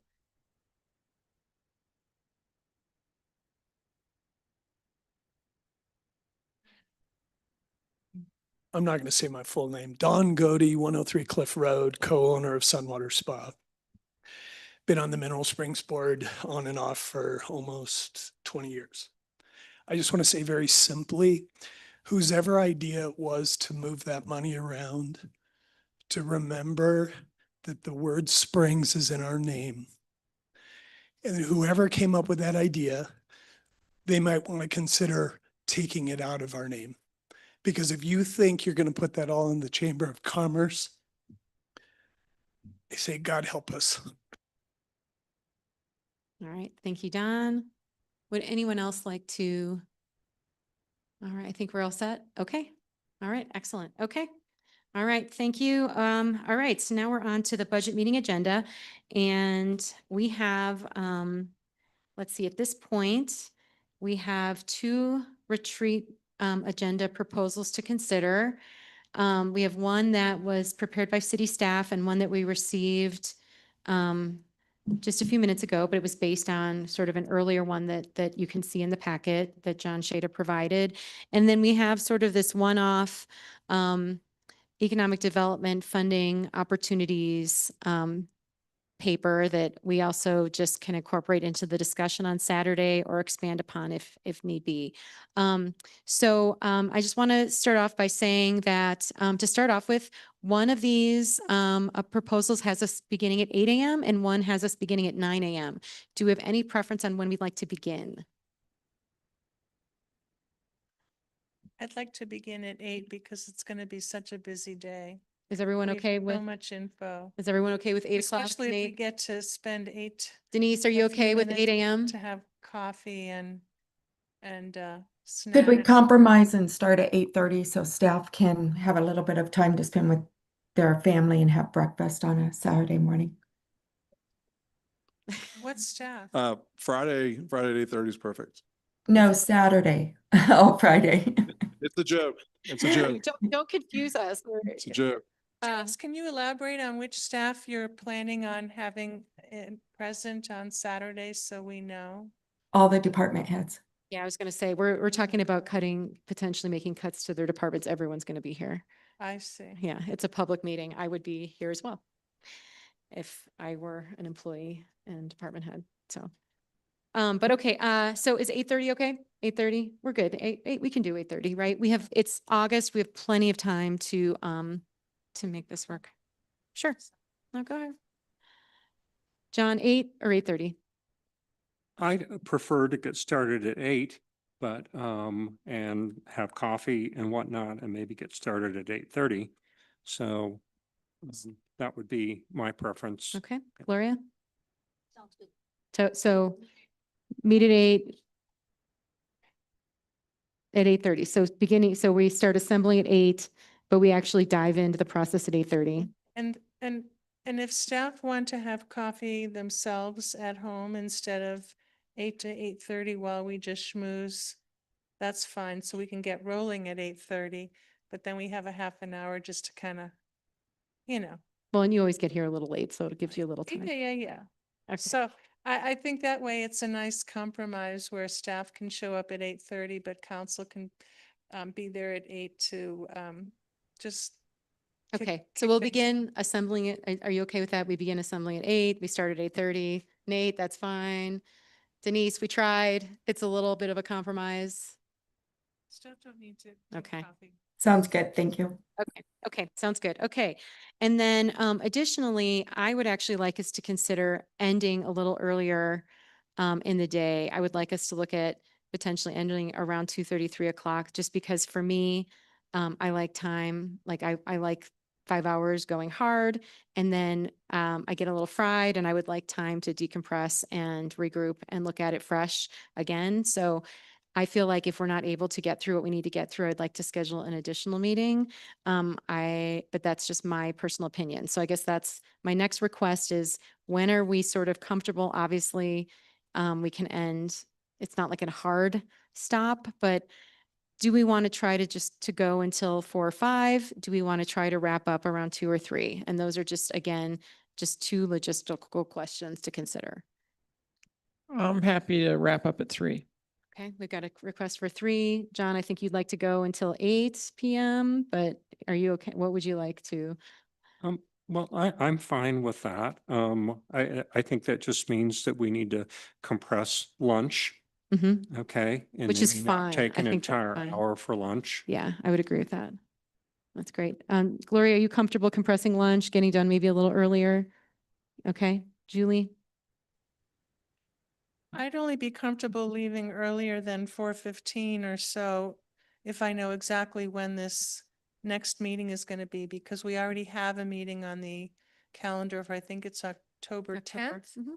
And I don't want to wait until October 10th to figure out what we're going to do. That's just cutting it too close for me, for decision time. And I'd rather we just get the work done now and use October 10th to regroup later. So I would prefer to go long. Okay, and just to correct, I was not suggesting we wait until October. I was suggesting that we have another budget discussion if we'd like to keep going, but, Well, I'd need to know when that might be, okay. because some of us are out of town. Mhm. I'm out of town for the last 10 days or so of this month. If it turns out that the other meeting idea means that we only have 4 of us present or something, then that might not be as productive as just staying a little longer. Because this has been on everyone's calendar for months now, but, and we don't know if everyone, well, I don't know if Judith would be able to participate on whatever date you're thinking. Do you have a date in mind already? No, because I want to see how we are feeling about everything. So Oh. I'm just saying that because we are starting in August, which is great, it gives us time to be thoughtful and to do it so that we're all at our best as opposed to grinding through. But Well, if I knew that you could make a firm commitment, an absolutely firm commitment to put a Saturday on the agenda for us the first week of September, Mhm. then I'd be comfortable leaving earlier. okay, But otherwise, I'd rather, this is the most important thing we have to do all year. Mhm. And I don't want to cut it short because we ran out of time, because that's what happened last October. We ran out of time. We hardly got a chance to discuss any budget issues. We heard from staff and blah, blah, blah, and then we didn't have time to make any decisions hardly at all, and I was extremely upset. So that's why I'm hesitant to cut us short that day without knowing for sure that we can really have the time we need in early September. okay. Yep, go ahead, John. Yeah, because I didn't know the other stuff that was going to be in the packet. So I brought another proposal, Mhm. okay, which I was inspired by some of the stuff that was in the packet, okay? And then in thinking about it, my feeling is that on Saturday, the only staff we need to have present would be Nathan and Denise. I don't think we need to have any other to the department heads, because my proposal is that we do a very, very high level overview, get a grip on our reserves, get kind of an understanding of the ramifications of if the tax increase is not agreed to by the voters, what our situation is, okay? And so the thing that's the thing that's in the packet, okay, I have completely thrown that by the wayside. I just want to let you know. Okay, I think that's, huh? No, the latest one is the new version that John's working. on. Yes, exactly. So we shouldn't look at the one that So- was in the so- packet. So the that was one, provided. yes, so this one here in the packet, I say shred that and throw that away. Because in my opinion, that's way too deep level. And to me, when I was looking at the other materials, Natalie, your memo, staff's memo, I really kind of felt like that we needed to attack essentially our reserve situation, Mhm. set a coherent policy of it, understand the ramifications of the tax increase. And I have had lots of phone calls by various community members that we're proposing the 4.3%, and I concurred with their thinking of it. And so I built it into my revised proposal. And so to me, I think that I think that it actually would allow us to maybe get to a 3 o'clock thing earlier, because in my proposal, I think we're doing a much higher level flyover, spending a lot of hard work and maybe the first hour to talk about our reserve philosophy. Okay. And then the document that I brought you is linked back into a spreadsheet. And so if there are questions that people want to ask, well, what if we did an increment plan of incremental phased in cuts over a series of years? The spreadsheet will show it on the screen. So you have one static picture of it because I had to print it off. Mhm. Okay. But we can play with that model. Okay. And I think the numbers that I have in here are within a few $100,000 of probably what Nate showed us back in the mid 2026, budget. Yeah, but I appreciate, because you got this to us in advance, so Denise and Nate can verify that, so we can work Right. with these numbers, which I really appreciate. So the other thing I want to underscore is that, and some people have played with the model that I built clear back in January and February, in terms of that has a little higher, allows you to look at essentially our revenue and our expenses. And some people had some questions about, if we made certain kind of policy decisions, what would that do to the overall budget? Okay. And certainly, I know there are people who have asked for access to it, and I have granted access to it, okay, on a case-by-case basis, but I want to underscore that the numbers in that are currently right now only accurate as of the budget book, the revised, the digital budget book that was published by the city in about January, February timeframe. Okay, it does not reflect the new picture of the middle of it. And there was not any amount of time for me to go back in and realign those numbers with the artwork from Nathan's wife. So, Okay. yeah, so the app or the model that you created on your server, are you willing to, can you share that with the city so they can put it on their server? Because I think that's the request that I haven't seen the model itself, but my understanding is that it needs to come from the city server and not through a private individual server. Well, I don't know that there's any rules or regulation in terms of that. It is a model I built. Okay. It is not the city's model. Okay. If the city wants to adopt it or whatever, I'd be willing to sell it to the city. But right now it is my model. Okay. Okay.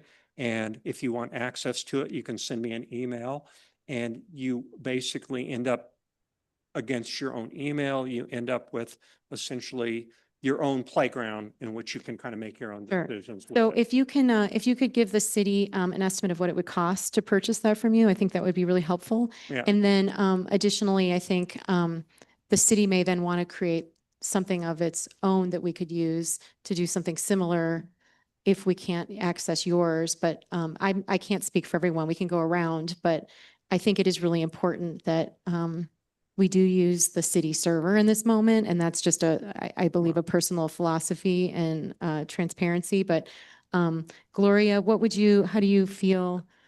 Well, a few things. First of all, as going through this the very first time with this city council, I'm glad we're starting in August, because I do think there's lots of conversations to be held. And if you're like me, sometimes my first thoughts are not my best thoughts. And so I welcome good conversation on that. I like this notion of starting at a high level with thinking about reserves, and then thinking about our current financial position. Do we keep transferring fund out of parking? So I like these high level questions. So I'd like to spend time on that in the morning so I can get the the big picture. In terms of interactive tools, I've not worked with one in a long time as I had a quick conversation with Nate this afternoon and I've talked with John before. I'm a person who had a fiscal officer and I did not have administrative rights to those spreadsheets. So I just want you to know I'm at the basic level on this. I can add and subtract and multiply and divide.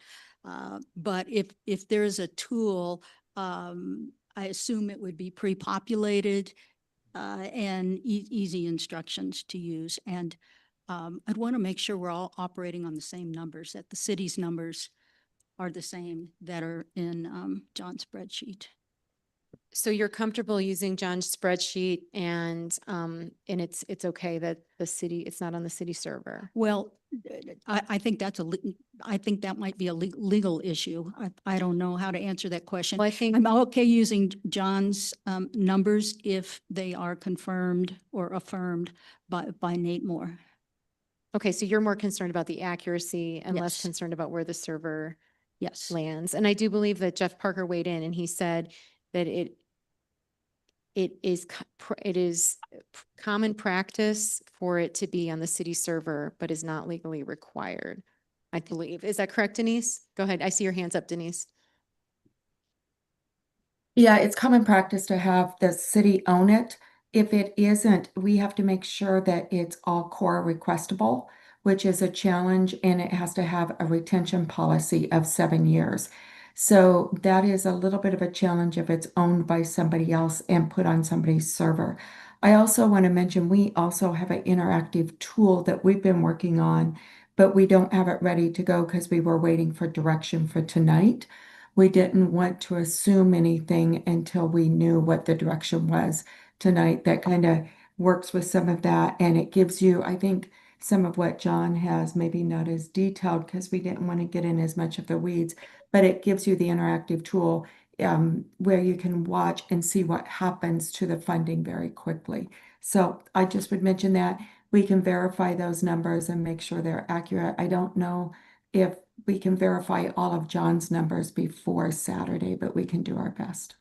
Okay, hold on. I want to say emphatically, okay, my interactive budgeting model, okay, is not going to be available for Saturday. Okay. I do not have time to basically align it. So what I am proposing as an alternative, okay, is the printout I gave you tonight, which is very high level, which is saying what are it's very coarse, what are our reserves, what are our general fund revenues, okay? What is our general income items, okay, at a very coarse level. So in other words, it's at page 8 of what Nate printed out, okay? It is not any of the rest of the budget book, okay, in terms of what's going on. So it's basically the sheets I just handed out to you in terms of those numbers, okay? And that's what I'm proposing that we work with on Saturday Okay, I do appreciate is that. this scope of numbers, Mhm. because to me, the tool that I built gets really down into almost the line items of everything in the budget. Okay. Okay. So I think that's not an appropriate level of scoping, given that we're still deciding on the agenda Right. 4 days before. Exactly. Okay. Okay. No, I appreciate that clarification. And go ahead, Carrie. So just to be clear then, our outcome in this meeting, in this ideal situation, we would define what we want to set as reserves. We're going to assume ballot measure passes, what we're going to set our reserves and what we're going to, a big number cut, or direct staff to pursue to cut. And then we're going to say ballot measure doesn't pass, big picture, what we're going to direct staff to cut. And that's pretty much it. I would like to, yeah, and again, that mobility and parking transfer, I think is important. But- I think because Mhm. that's 1.5 million, so Right, that's right. it. So that mobility and impacts- parking, and then any of your separate memo that's not in there. I think that, yeah, the separate memo, I mean, I think that, again, at some point, we're going to get to this moment when we'll want to discuss this. Mhm. And it's ready to go, I guess. And we can even add additional options and take notes and expand on this throughout the day. But I do believe at some point we will need to pull this out and look at Okay, it. yeah, so Yep. that's very doable. So Yeah. Yep, go ahead. I like your ideas in your memo. To me, my feeling, it is too in the weeds for Saturday. Okay. I think that to only pick out economic development as needing the level of tweaks that you're suggesting, I think is beyond a good, healthy scope for Saturday. So that's why I brought this proposal, which is to do very high level. What are our income? What are our typical expenses? What are our reserves? This council, we ended, okay, 2025, okay, with $9 million after we went through the whole audit process and double checked all the numbers, okay? So that's the actuals. That was much healthier than that council was anticipating this time last year, okay? That gave us some room in the COG settlement negotiations and whatnot, okay? But now I really think we are at a point where we really need to manage to that number, okay? All right. And I think and that's really kind of the first time. And so what I handed out was something that is very much focused on reserves, a philosophy of a balanced budget, okay? I don't mind double checking to see whether the intent of the parking and mobility enterprise can sustain $1.5 million, indefinitely to support our street and our transportation program. I don't mind having those kind of discussions and figuring out, is that sustainable for a year or 2 years, or is that something when does it become not sustainable? I don't mind having those discussions. And I think, but I do think we need to, all of us, be really clear about some of these scenarios, which is why I put together 4 scenarios. Okay. The first scenario is essentially, no amusement tax increase, no cuts versus a balanced budget. Because we wandered into 2026, okay, with no cuts. Okay. And I don't believe that that's sustainable anymore. And the cuts that we will have to make are going to be completely calibrated on whether the tax increase happens or not. Okay. And then how we do that, okay, whether we do that in an incremental fashion, which was some of the inspiration that I got from the packet that posted at 5 p.m. on Friday, or whether we just do it all up front and just get it all over with, okay, and realign our spending with our income. And so that's why I came up with kind of 4 scenarios that look at those scenarios, look at essentially the idea of a balanced budget, of us only spending to the revenues we have, because I believe we are at the point with our reserves, okay, that we cannot continue in any material way to sustain city functions by borrowing or just spending out of reserves. That's my own feeling. Okay. So I think Julie had her hand up first and then Carrie. thank you. I don't mind, I guess, if we're forcing staff or department heads to come on Saturday. But other than, we really need our finance Nate, and we really need information from parking enterprise to answer the question about what would be the impact if we continue to take $1.5 million from their parking enterprise and use it for the general fund. What does that do to the Dillon and the plans for the Dillon, so that we can have a safer, better, more efficient way for the buses to pick people up and so forth. But other than the parking enterprise, I think maybe for September would be the time we could hear from staff, or I know staff are supposed to present to us like on a Thursday preceding our Saturday in October, preceding the October budget retreat that's already on our calendars.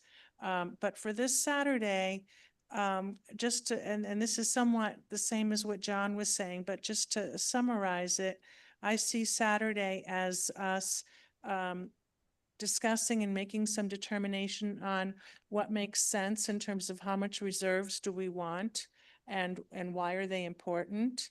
And then two different options. We look at keeping the reserves the way they are with no tax increase, keeping the reserves the way they are without a tax increase, which with a tax increase, we would have fewer cuts. Without the tax increase, there would be a lot more cuts. And then, so that's plan 1 and plan 2. And then plan 3 and 4 is the staff's proposal on the incremental ideas that were in the packet, which I thought were really interesting, which is why I was glad John revised his proposal. So 3 and 4 would be, if we look at incremental and we do cuts a certain amount this year and then more cuts the next year and then more cuts the third year, how would that affect our reserves? And with a tax increase and without a tax increase? And can we continue, or what would be the impact if we continue or not of taking 1.5 million out of the parking enterprise and putting it in the general fund?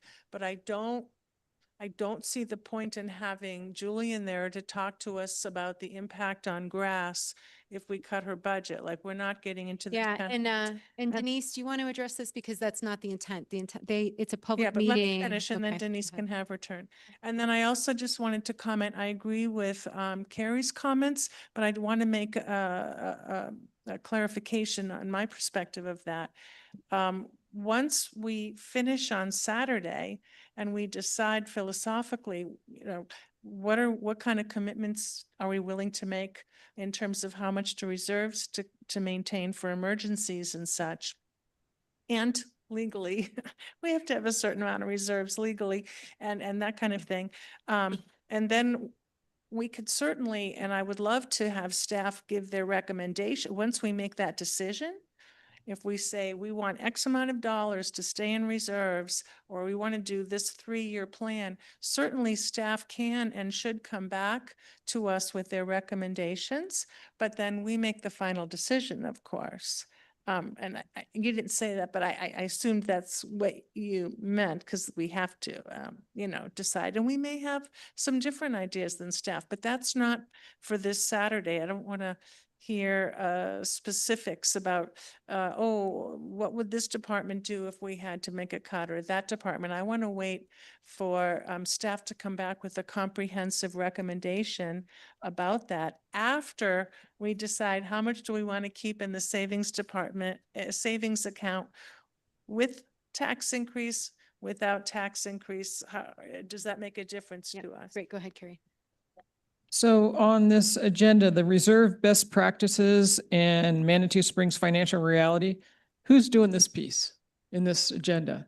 Who's giving us who's presenting reserve best practices? Well, that's one of the things I'm hoping we can discuss tonight. Yeah, I do is- believe that Nate and Denise were planning on putting together a presentation of that piece. Is that, Denise, do you want to weigh in, or do you want, oh, I think we lost Denise. No, I'm here. I'm here. Okay. Okay, so a couple things, Denise. So first, in terms of staff's involvement for Saturday, it was more that they'd be listening in as opposed to participating. Is that correct? That's correct. They're not And planning answering any to do a- questions that we might Yeah. have. To answer Yeah. any questions and to listen in. They are department heads. They'll be helping me with the budget. So they will be attending the meeting as listening and answering questions accordingly. And then, of course, Nate and I will be there too. Regarding what we are planning, I think everything that you've said is pretty much exactly what the staff's agenda that put together. Because once you decide on the reserves with or without, first the reserves with the ballot initiative or reserves without a ballot initiative, and the mobility and parking, once you make those decisions, then staff will go back and prepare budgets accordingly, because that is our role and our responsibility, is to prepare the budget and then bring it back to you. The one area that you guys have the responsibility for is economic development. That is not staff's responsibility. So that one is yours to decide where those funds go. And then additionally, in terms of who would be leading each section, the only part that each council member, we'd be each giving our 10-minute presentation. And that's, I think, in both, right? I think, John, you have council presenting as well, each of us presenting. Is Yeah. there no? And I'd like to speak to that too when Yeah, go when ahead, I have a Nate. chance. Well, did you want John to weigh in real quick, or? I think you're good. I think you're good. Okay. Nate? Yeah, I would just say, I want to first thank John for doing this kind of analysis and review. I think, I've been pretty clear with kind of my true north, which is how and when we won't use reserves. So I really like the framework that John's put together. So I think that would provide a great foundation to support the discussion. And I like the idea of finance, Nate. I'm less concerned about where the analysis comes from, and more focused that we have the analysis. So when I saw John's structure here with what he handed out, I just was very appreciative. So that's part one. Part two is on the presentation. My view is I don't feel comfortable presenting. I feel very comfortable reacting, evaluating, questioning, providing Denise and her team direction. But I don't think the governing body should be in the business of generating the analysis. I think that should really come from the city, and I think that sentiment's been clear. So I think I'm aligned to this idea of directionally high level. I really like the framework that Councillor John's put together, and I would encourage Denise and Nate to integrate it. And then I like having the subsequent session that Julie, that has more of the drill down detail in terms of how the city is going to get it, whatever our goals or objectives are. So thoughts, comments on that. So I just want to make it clear that I don't feel compelled in any way to present out, because that to me means that I would be generating analysis, and I don't want to be in the position to do that. Okay. Sounds good. So Nate is not up for the 10-minute presentation. Do you want to do your, it's not, but we're just, I mean, there's no like, I'm just trying to piece together both. And if that's, I'm looking at the differences between the two. And so. I would guess what I was saying, Mayor, is I really like the hybrid that Councillor John's put together. For me, that would be an excellent baseline to frame the discussion. I'd like Denise and Nate, if they're on board, to integrate it, so I'd have more confidence that there's around the numbers that are used there, if that's possible. They're pretty high level. My sense is that wouldn't be a heavy lift before Saturday to validate those numbers. I think the value in what Councillor John's done here is the framework itself. And in those 4 scenarios, it really provides this great foundation to support and inform our conversation around what we've talked about, which is how and when we stop using reserves. I particularly I particularly like the scenario that shows the incremental glide path to help support us in the conversation. So that's my take. I think it wedded the two very, very well. Okay, so, so just to, reiterate, so, Denise, do you feel comfortable integrating these scenarios into a template that we could use on Saturday with numbers that you and Nate agree to, if that makes sense? To validate. Validate? I know you've just, so do you understand what I'm asking, Denise? Okay. So I guess Nate, you've only had a minute or two to look at this, but do you feel like these scenarios are something that you would have time to potentially integrate into something that we could utilize on Saturday? They're pretty, I agree that, John, they're pretty high level, pretty straightforward. Yeah, I think we can definitely work. And Nate, what I can do is I can just send you the spreadsheet in Excel. That would be appreciated if you don't And, mind. Yeah. you know, I guess the other thing, Natalie, is I guess what I was hoping is that we could let go of the deep dive for the day that is proposed in the staff agenda from 10:30 until 11. Okay? Because I think that's a little bit maybe in the weeds for the Oh, day. gotcha. Yeah, that's fine. I think the idea is that the document exists when we're ready for it, if we ever even Right. want to use it. Right. I'm just Yeah. saying that I think that that would allow us to kind of focus on these bigger things and meet your goal of being done by 3 o'clock. Mhm. Okay. Is everyone else okay with postponing unless it comes up, we've got the info, but postponing the economic development discussion until a later date? That's fine. Nate, are you good with that? Yeah, okay.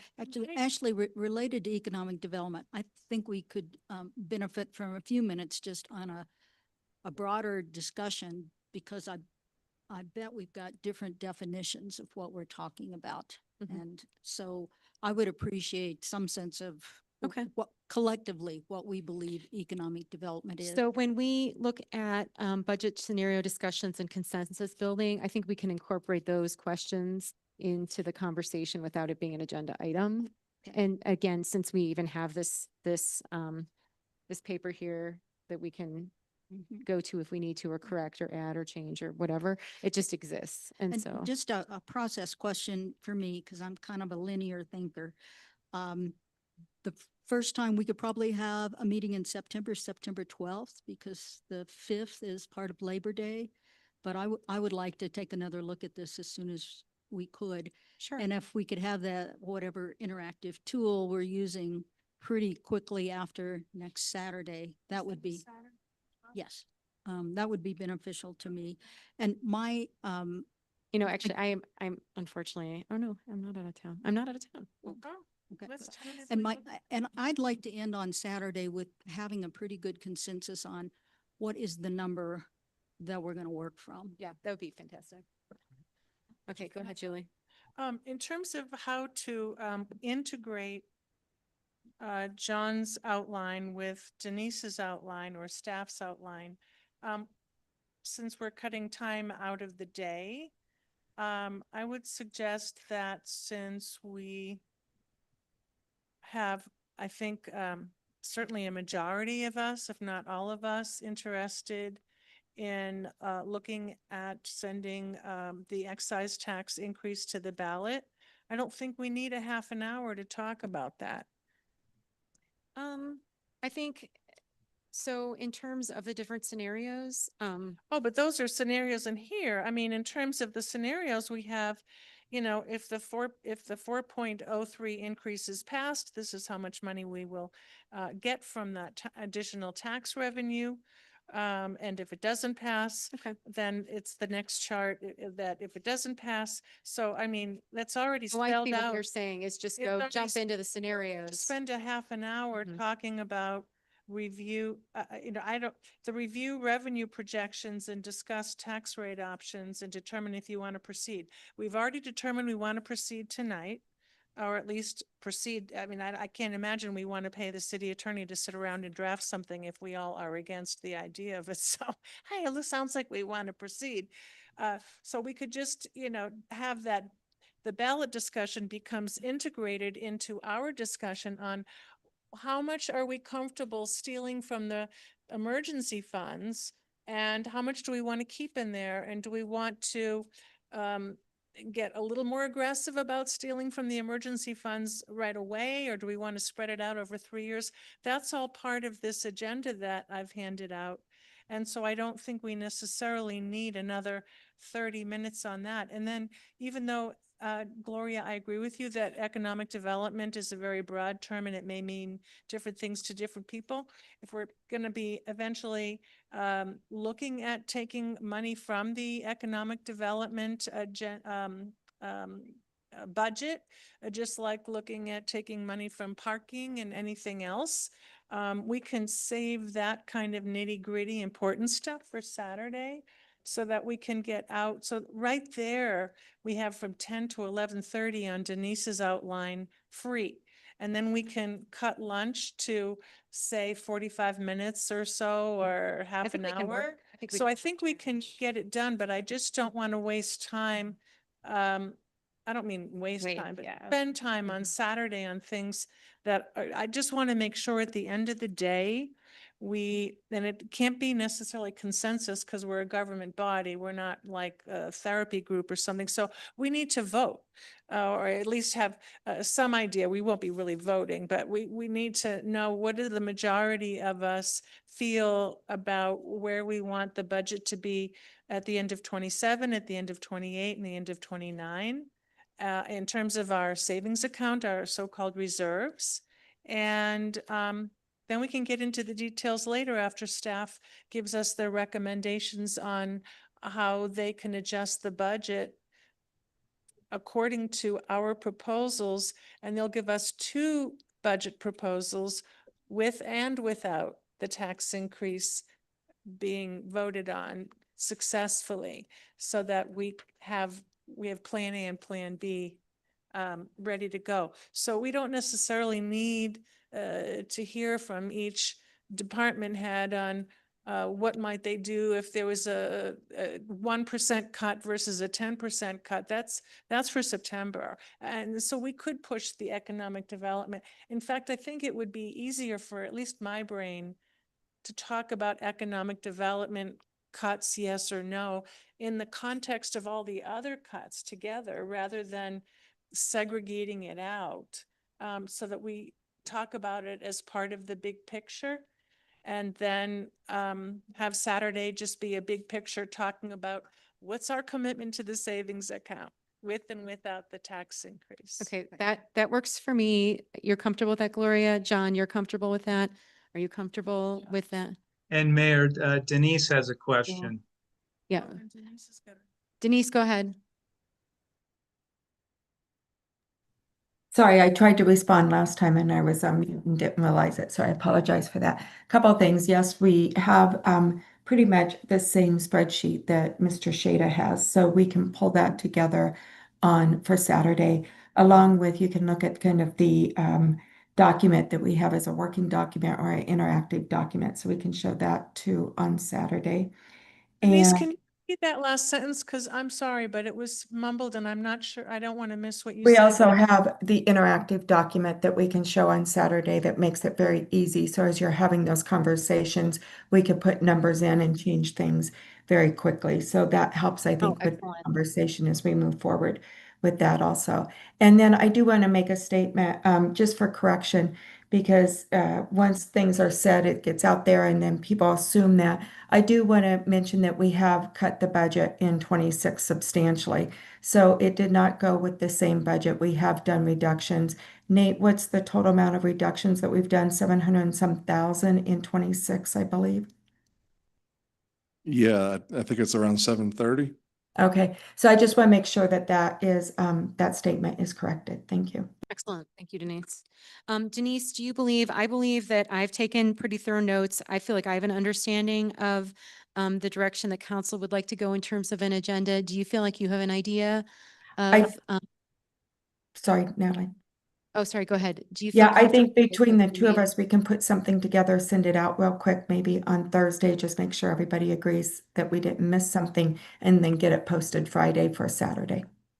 Okay, excellent. Okay, thank you all. I appreciate this. Any additional comments? Obviously, I have a quick comment. sure, go ahead, Elena. The whole purpose of this item being on a special session was that you guys were supposed to make Oh, a vote. motion Yes, on okay. what the agenda looked. Thank you, Elena. That's why she's even here. All right, thank you, Nate. Thank you, Elena. Okay, so, let's see, do we have a motion to approve the 2027 Manitou Springs Budget Retreat proposal that John Shada created with suggested changes like beginning at 8:30 a.m. with a soft 8 a.m. start, concluding around 3 p.m., having maybe a working lunch, and having staff work to validate the numbers and potentially create a tool that's interactive that we can work off, and determine who's presenting each agenda item. I know Carrie in particular would like the reserve best practices. Is that something that staff would be the lead on, is her question. That's too many things to vote on. I know. Talk about the single issue Okay, ballot measure. so- That's so- like 10 things. I know. So anyway, but, so we'll ask Carrie's in just in just a second, but, again, using John Shada's hybrid budget retreat proposal as the foundation with the idea of an 8:30 start with a soft 8 a.m. beginning and a 3 p.m. conclusion and a potentially working lunch. I mean, again, these are all things. And with a tool that we can utilize, and that a draft of all of this would be made available on Thursday so that additional changes can be made if needed, if we do not correctly capture the conversation that we had today. I'll second that. I won't, Remember that one. So I know. won't repeat I made the it. motion. No. It is, but I mean, No, can I take another stab at it so it's a little less intense? Can I? I appreciate that it was intense that I, It is your motion. Yeah. You go have a ahead. second, you gotta be careful, Elena, We can do you? have a second. I do. You have If a I agree second. with 3 out of the 5 things, should I vote yes or no? Well, so we have a second, which now we have conversation. So you can make a you My can, conversation is, thank you, Natalie. yeah, Yeah. not well, yet. We don't no, know no, what she'd like. No, it's just discussion. I propose as a motion that we adopt the handout that was given to us that was prepared by John Shada, subject to certain changes. One of them is we'll still start at 8 a.m., but that'll just be to hang out and eat and drink coffee. And we'll have, what did you call it? A hard start at 8:30. So that's step one. Oh, and that we end around 3. And if we need to talk a little longer or we can get it done earlier, that's cool, but we end around 3. So I propose we start with a vote on that before we get into the other minutia. I think we're fine. I think we've got a Okay. second. Well, and Let's just vote, because we can get into, I mean, really? like You're the gonna vote idea- on whether lunch starts at 12:30 or, come on, but just, in a let's, working lunch. I believe that, Because all of that is timing issues. I believe that we understand what this council desires in an agenda in a meeting on Saturday. Okay, and I just want to make sure because there's some comment. I don't want to be there from 8:30 in the morning until 3 in the afternoon and be told that I've already used up my 10 minutes of talking time throughout the day. And I So think all you've of made that- that clear. I think you've made that clear. So I think we're good. Okay, because that would be impossible. Yeah. Okay, I think that what I've heard is that you really want Jillian to talk for hours. yeah, right. That's what I heard you say. Going to do high level stuff. Yeah. So I think you're fine. I And think we're we're gonna good. have Nate and also someone from Parking Enterprise to talk to us about the impact. Yeah, Okay. we'll get there. Yep. Great. Okay. And I want to mention, I don't think it's Parking Enterprise, it's Nate that needs to talk about the Right. financial impacts. He's the one Nate and I are the ones that's financially Right. You'll responsible. determine how we have that conversation. I appreciate that. Okay. All right. Okay. And a vote.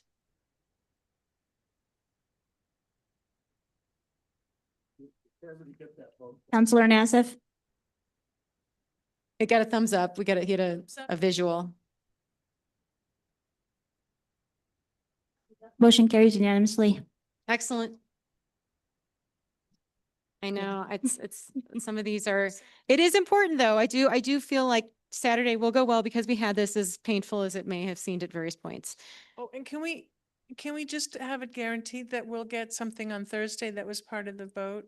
Is that something that made it into the motion? Mhm. Okay. It, Thank it actually you. was in my motion, believe it or Oh, not. thank you. I'm sorry. Yeah. I'm sorry. Yeah, go ahead, Carrie. Yes, yes. So I just want to make sure that when we talk about this discussion about reserve best practices, that we have some basis for that discussion, whether, you know, who's doing it, where are those reserve best practices coming from? Are we going to have some sort of a analysis of what other cities in the state of Colorado, like size cities, maybe a little bit larger cities are doing for their reserves, so we can have something to look at to make informed decision with? Well- That's my goal. Okay, I appreciate that. And I will talk to Denise about how much of that we can have available for the conversation. And again, it may then carry over to a future meeting, depending on what we can get done. But I appreciate that. Hey, Carrie, I'll give you a full warning. I've done a cursory look at that, and the larger the city you look at, the less reserves they Mhm. carry. They Okay, have that option. so I have done that reserve look as well, but I would like to see it presented by, and I guess what concerns me is that the diversity, Colorado Springs carries a 16% reserve. They have a very diverse economy. Okay. All right. So if one leg breaks, not all the legs are going to break.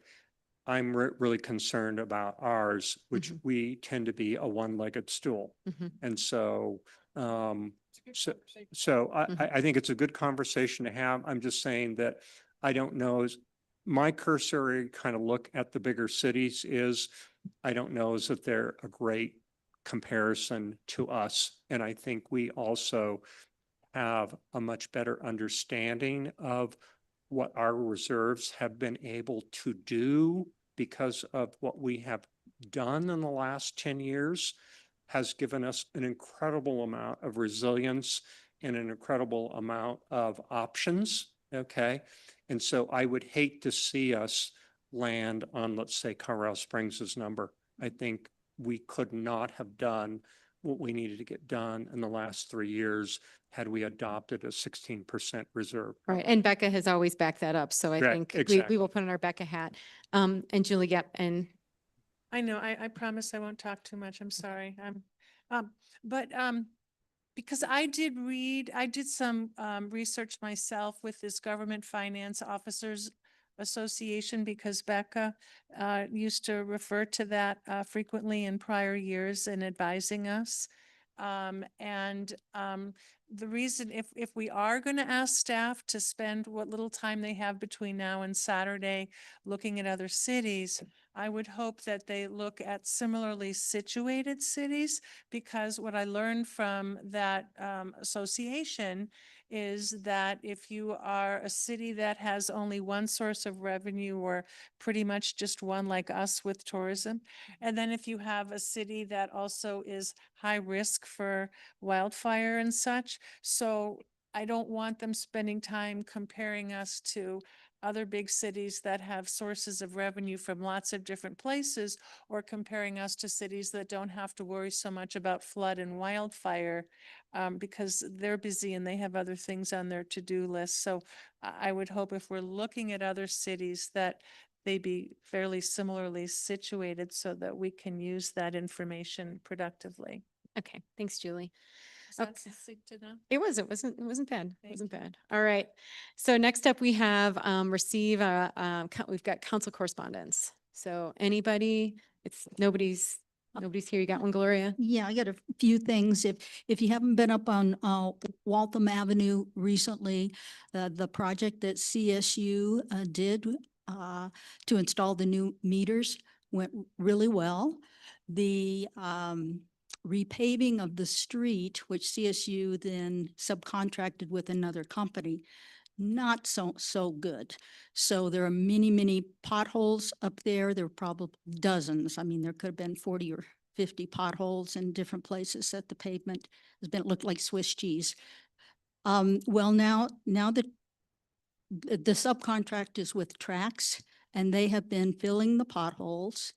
And it has taken much longer than they thought because they didn't understand the importance of having flaggers at each end. So cars were going various ways.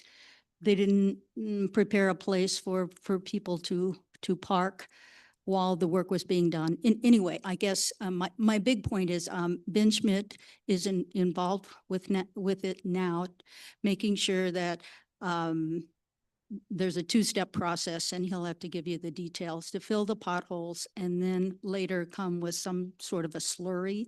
So they're not repaving the road because the city does not have the money to do that. So I want to make sure that gets into the budget capital improvements for next year.